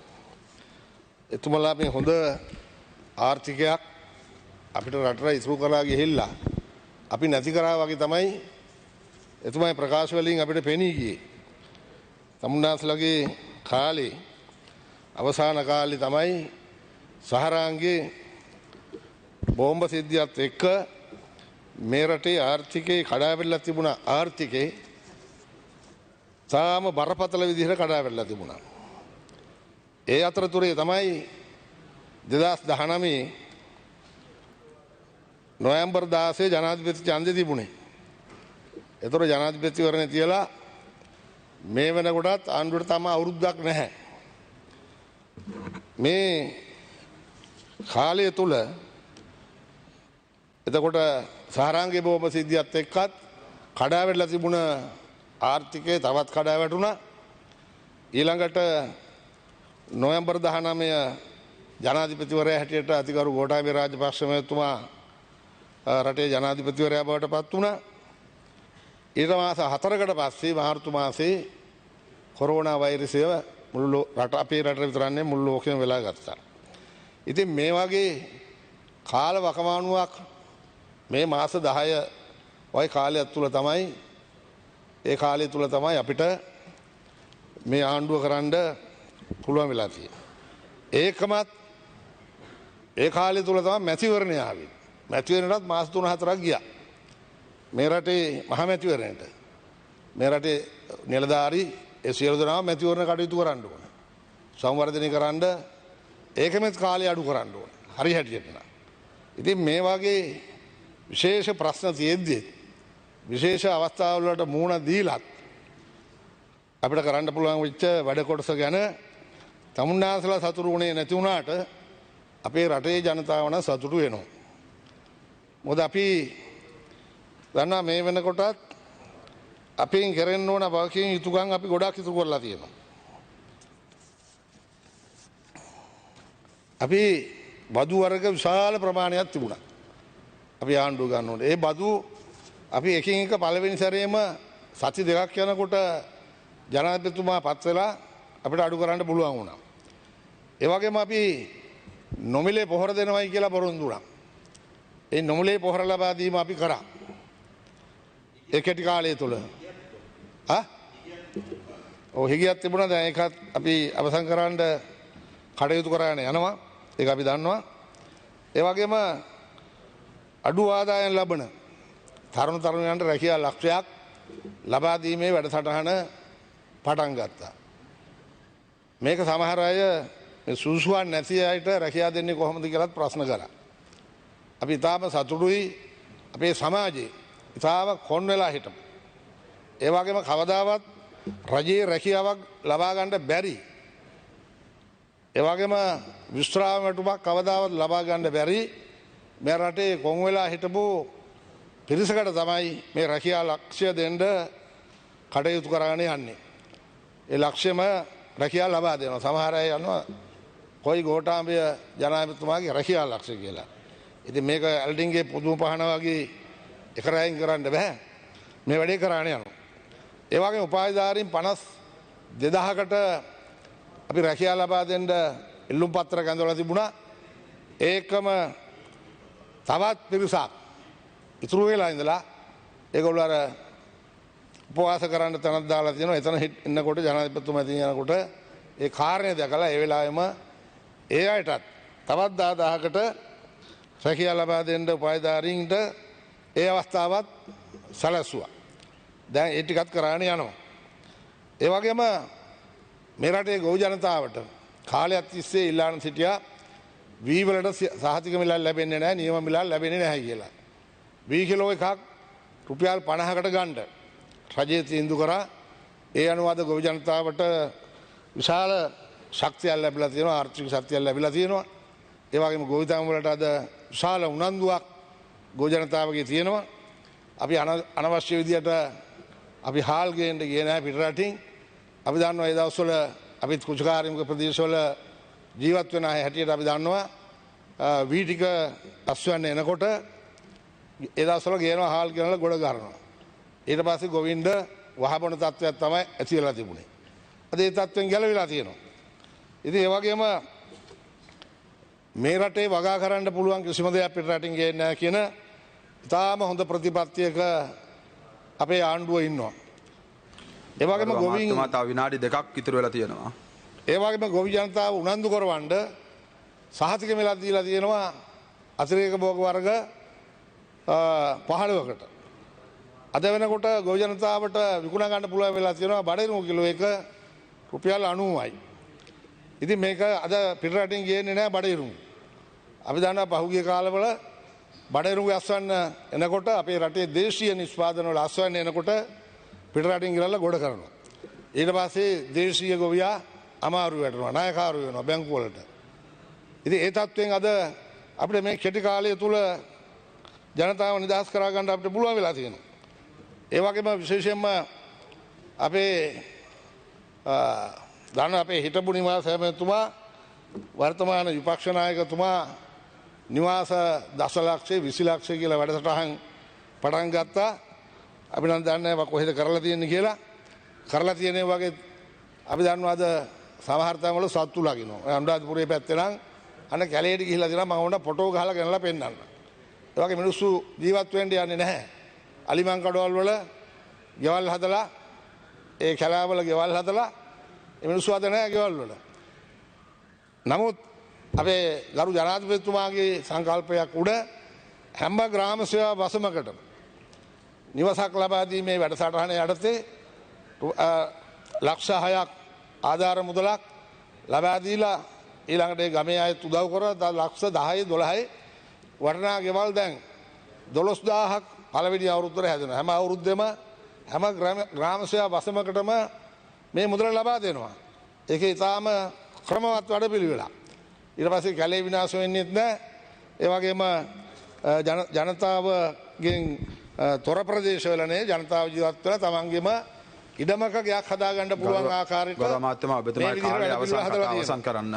ඉතින් මේ වගේ අපි විශාල වැඩ කොටසක් මේ මාස 9 තුල 9යි 10යි මැතිවරණක් තියලා කොරෝනාව සංකේතනම් මොන දීලා සහරාංගේ බෝම්බ සිද්ධියේ තුවාල හොඳ වෙන්නත් කලින් තමයි අපි ආණ්ඩුව ලබා ගත්තේ. මේ සියල්ලටම මොන දීලා අපි සාර්ථක ගමනක් යනවායි කියන එක කියන්න ඕන.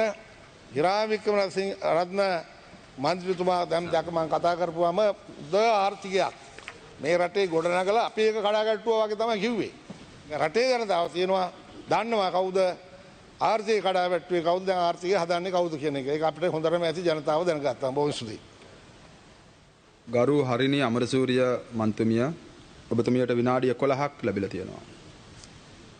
බොහොම ස්තුතියි සභාපතිතුමනි. මම මේ සභාව තුල කරන පළවෙනි කතාව නිසා මම කැමතියි මේ අවස්ථාව මුලින්ම පාවිච්චි කරන්න ජාතික ජනබල වේගය වෙනුවෙන් ඡන්දය දුන් රට පුරා සිටින සියලුම ප්‍රගතිශීලී සමාජ සාධාරණත්වය සමානාත්මතාවය සහ ප්‍රජාතන්ත්‍රවාදය අගය කරන ජනතාවට මගේ කෘතඥතාවය පළමුව පුද කරන්න.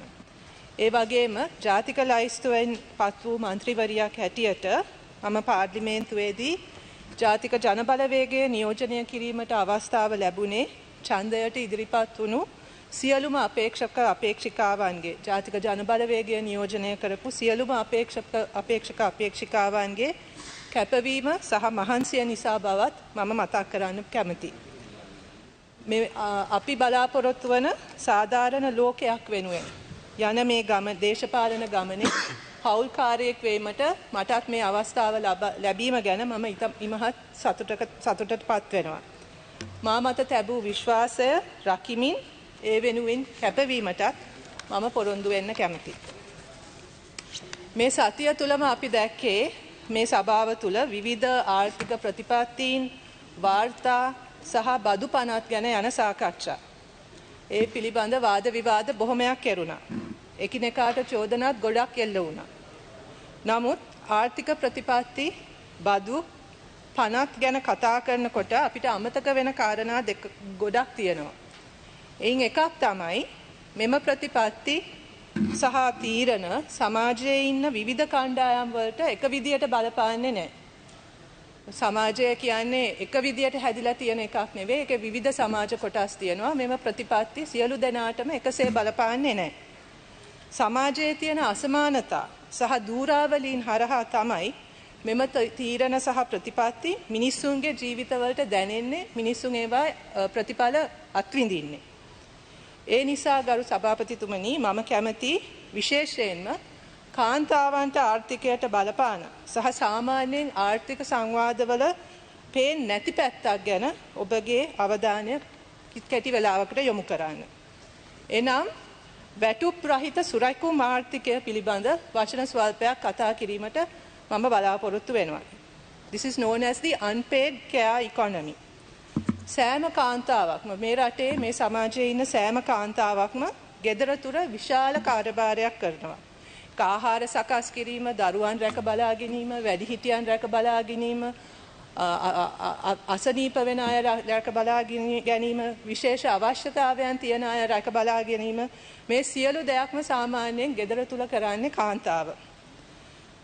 වැටුපක් ලබන රැකියාවක් කරත් නැතත් කාන්තාවකට ගෙදර තුල මේ කාර්යභාරය කොහොමටත් කරන්න සිද්ධ වෙනවා.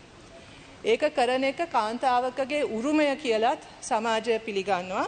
එහෙම නැත්නම් පවුල තුල තියෙන බැඳීම් හරහා, ඒ පවුලට තියෙන ආදරය නිසා කාන්තාවක් විසින් අනිවාර්යයෙන්ම කළ යුතු වැඩ කොටසක් හැටියට තමයි මේක සලකන්නේ. මෙම කාර්යභාරය රැකියාවක් හැටියට කරන කාන්තාවන් පිරිසකුත් ඉන්නවා. නමුත් ඒ රැකියාව සාමාන්‍යයෙන් අපේ සමාජයේ පිළිගැනීමට ඉතාමත් අඩු පිළිගැනීමක් ලැබෙන කිසිම නියාමනයකටවත් බොහෝ විට කම්කරු නීතිවලටත් අදාළ නොවන විදියට කරන රැකියාවක්. අපි දන්නවා විශේෂයෙන්ම අපේ රටේ දශක ගණනාවක් අපේ ආර්ථිකයට විශාල දායකත්වයක් දක්වන්නේ පිටරට ගිහිල්ලා ගෘහ සේවිකාවන් හැටියට වැඩ කරන කාන්තාවන්. නමුත් අපි දන්නවා ඒගොල්ලන්ට ලැබෙන පිළිගැනීම, ඒගොල්ලන්ට කරදරයක් වුණාම අපි විසින් දක්වන ප්‍රතිචාර, ඒගොල්ලෝ කරන ඒ රටේ ආර්ථිකයට කරන දායකත්වයත් එක්ක සසඳලා බලනකොට කොච්චර අසාධාරණද කියලා. හැබැයි ඒ රැකියාවක් හැටියට මේ කාර්යභාරය කරන කාන්තාවන් ගැන නෙවෙයි මම අද කතා කරන්න යන්නේ. මේ රටේ බොහෝ කාන්තාවන්, හැම කාන්තාවක්ම වගේ බහුතරයක්ම මේ කාර්යයන්හි යෙදෙන්නේ වැටුප් රහිතව. වැටුප් නැතිවීම කෙසේ වෙතත් මම හිතන්නේ කාන්තාවන් කවුරුවක්වත් මේක වැටුපක් බලාපොරොත්තු වෙලා කරන වැඩක් හැටියට. නමුත් මේ කරන වැඩ කොටසට අපේ ආර්ථික ප්‍රතිපත්ති තුල කිසිම වටිනාකමක්වත් අගයක්වත් ලැබෙන්නේ නැහැ. අපේ ආර්ථික දත්ත ගැන අපි කතා කරනකොට අපි කිසි විටක ගණන් ගන්න නැති වටිනාකමක් දෙන්නේ නැති වැඩ කොටසක් තමයි මේ කෙරෙන්නේ. උදාහරණයක් හැටියට GDP එකට ගණන් බලනකොට මේ කාර්යභාරය එකතු වෙන්නේ නැහැ. අපේ ලේබර් ඩේටා වල කොහෙවත් සඳහනක් වෙන්නේ නැහැ. ඒ ලේබර් ඩේටා, අන්එම්ප්ලොයිමන්ට් ඩේටා ගැන කතා කරනකොට මේ කරන කාර්යභාරය කිසිසේත්ම ගණනය වෙන්නේ නැහැ.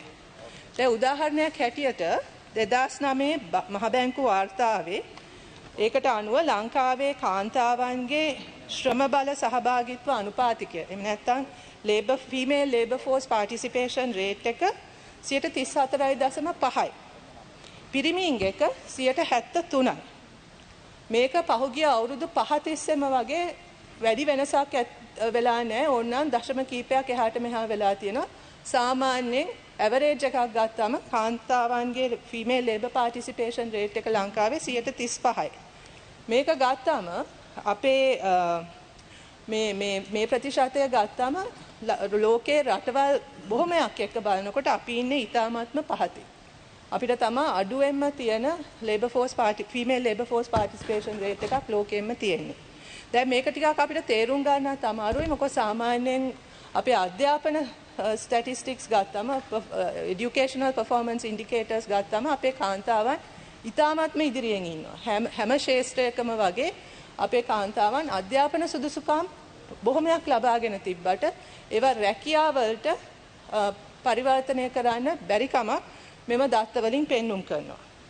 දැන් මේ low female labour participation rate එක අපිට තේරුම් ගන්න හැකිවන එක හේතුවක් තමයි අපේ ආර්ථික දත්තවල විශ්ලේෂණ තුල unpaid care economy එකට කාන්තාවන්ගේ සහභාගීත්වයට කිසිම වටිනාකමක් නොදීමත් එයට කිසිම recognition එකක් දෙන්නේ නැති එකත් මෙම දත්තවලට බලපාන එක කරුණක්. නමුත් අපි ඒක ගණන් ගන්නේ ආර්ථිකයත් එක්ක කිසිම සම්බන්ධතාවයක් නැති කාන්තාවකගේ ස්වභාවික කාර්යභාරය සහ කළ යුතු වැඩ කොටසක් හැටියට ආර්ථිකයත් එක්ක අපි කිසිසේත්ම මේක සම්බන්ධ කරන්නේ. නමුත් අපි චුට්ටක් හිතලා බලමු මේ වැඩ කොටස කරෙන්නේ නැත්තම් ආර්ථිකය කොහොමද තියෙයිද කියන එක අපි පොඩ්ඩක් හිතමු. උදාහරණයක් හැටියට අපි සතියක් මේ රටේ කාන්තාවන් මේ වැඩ කොටසෙන් වර්ජනය කරොත් සියලුම කාන්තාවන් ලංකාවේ ඉන්න සියලුම කාන්තාවන් කියනවා අපි ගෙදර වැඩ කරන්නේ නැහැ කියලා. එහෙම තත්වයක් වුණොත් කොහොමද අපේ සමාජය කොහොමද අපේ ආර්ථිකය තියෙන්නේ කියලා අපි චුට්ටක් හිතලා බලමු. මම හිතන්නේ මෙතන ඉන්න මේ ගරු മന്ത്രിවරුන්ටවත් අඩුම තරමේ පාර්ලිමේන්තුවටත් එන්න ලැබෙයි කියලා එහෙම වැඩ වර්ජනයක් අපි දියත් කරොත්. එහෙම නැත්නම් ඔබතුමාලාට දේශපාලනයටවත් එන්න බැරි වෙනවා ඒ වැඩ වර්ජනය අපි සාර්ථකව කරොත්. නමුත් මේ කිසි දෙයක් අපි අපේ ආර්ථික දත්තවල සලකන්නේ නැති සහ අගයක් දෙන්නේ නැති දෙයක් බවට පත් වෙලා තියෙනවා. ගරු මන්ත්‍රී ඔබතුමියට තව විනාඩි 2ක් තියෙනවා. අවුරුදු 100කට කලින් එංගල්ස් ධනවාදී ආර්ථිකය තුල කාන්තාශ්‍රමය විශේෂයෙන් නිවස තුල සූරා කෑමට ලක්වන විදිය ගැන විශ්ලේෂණය කරා. ඔහු කියා සිටියේ ධනවාදී ආර්ථිකය රඳා පවතින ප්‍රධාන කුළුණක් වෙම සූරා කෑම කියන එක. එය අදටත් වෙනස් වෙලා නැහැ. විශේෂයෙන්ම නව ලිබරල්වාදී ප්‍රතිපත්ති තුල අධ්‍යාපනය සෞඛ්‍ය පොදු සේවාවන් කප්පාදු කිරීම සහ ඒ බර කාන්තාවන් මත පැටවීම තමයි මේ ආර්ථිකයේ තියෙන එක උපාය මාර්ගයක්. කොවිඩ් වසංගතය කාලෙත් මේ කාන්තාවන්ගේ මේ දායකත්වය කොච්චර වැදගත් වුණාද කියන එක අපි දැනගත්තට එහි කිසිම සඳහනක් අපේ දත්තවලවත් අපි කොවිඩ් පාලනය කිරීමේදී ඒ සාර්ථකත්වය තුලවත් අපි කතා කරලා නැහැ. In conclusion, what I want to say is, if we want an economy that is just, that works for all and not a few, it is essential that we consider and value women's contribution to the unpaid care economy. Not just women's contribution, there are some men also who contribute to the unpaid care economy, and this data must be considered. Without an understanding of these factors, what we have is an incomplete or partial picture of our economy, and decisions and policies that are based on this incomplete, impartial understanding of our economy will necessarily discriminate those who benefit or don't benefit from those decisions. Thank you very much for this opportunity. බොහොම ස්තුතියි කරු මන්තුමිය. ගරු සාන්ත බණ්ඩාර මන්තුමා ඔබතුමාට විනාඩි 6ක කාලයක් තියෙනවා. විනාඩි 7ක් තියෙනවා. එකක් කපලා තියෙනවා. ගරු මූලාසනාරූඪ මන්ත්‍රීතුමනි, මම මගේ කල්යාණ මිත්‍රයෙක් වන ඔබතුමා මූලාසනයේදී කතා කරන ලැබීම පිළිබඳව මම සතුටු වෙනවා. විශේෂයෙන්ම ස්තුතියි. මුලින්ම යුතුයකමක් තියෙනවා මේ පාර්ලිමේන්තුවේ 7 වෙනි පාර්ලිමේන්තුව ඒ වගේම 8 වෙනි පාර්ලිමේන්තුව නියෝජනය කරපු මම 9 වෙනි පාර්ලිමේන්තුවට තේරීපත් වෙන්න අවස්ථාවක් ලැබුණා. විශේෂයෙන්ම පසුගිය මැතිවරණයේදී අපේ අතිගරු ජනාධිපති ගෝඨාභය රාජපක්ෂ මැතිතුමා කෙරෙහි තැබූ විශ්වාසය, ඒ වගේම අග්‍රාමාත්‍ය මහින්ද රාජපක්ෂ මැතිතුමා කෙරෙහි තබා තිබෙන විශ්වාසය, ඒ වගේම රට හමුවේ පසුගිය ජනාධිපතිවරණයේදී ගෝඨාභය රාජපක්ෂ මැතිතුමා විසින් තබන ලැබුණු මේ සෞභාග්‍ය දැක්ම ප්‍රතිපත්ති ප්‍රකාශනය කෙරෙහි තැබූ විශ්වාසය මත අපේ රටේ අතිබහුතරය ජනතාව ශ්‍රී ලංකා පොදු ජන පෙරමුණ ජයග්‍රහණය කරවන්න සහයෝගයේ ශක්තිය ලබා දුන්නා. ඒ ජනතාවට අපේ ගෞරවය මුලින්ම පුද කරන්න ඕනේ.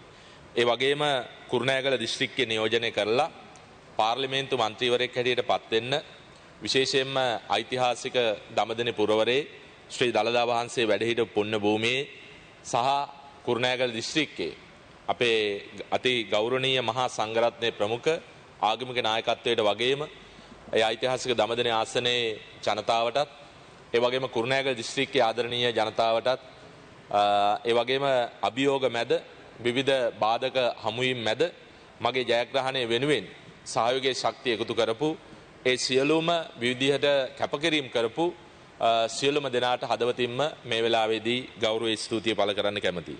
ඒ වගේම අපි බලාපොරොත්තු වෙන ඉදිරි කාලය තුලදී අපේ අතිගරු ජනාධිපතිතුමාට සම්පූර්ණ සහයෝගය ලබා දෙමින්, ඒ වගේම අග්‍රාමාත්‍යතුමාට සම්පූර්ණ සහයෝගය ලබා දෙමින්, ඒ වගේම සෞභාග්‍ය දැක්ම ඉදිරියට ගෙන යන්න පාර්ලිමේන්තු මන්ත්‍රීවරයෙක් හැටියට කළ යුතු කළ හැකි සියලුම කාර්යභාරයන් ඉටු කරා.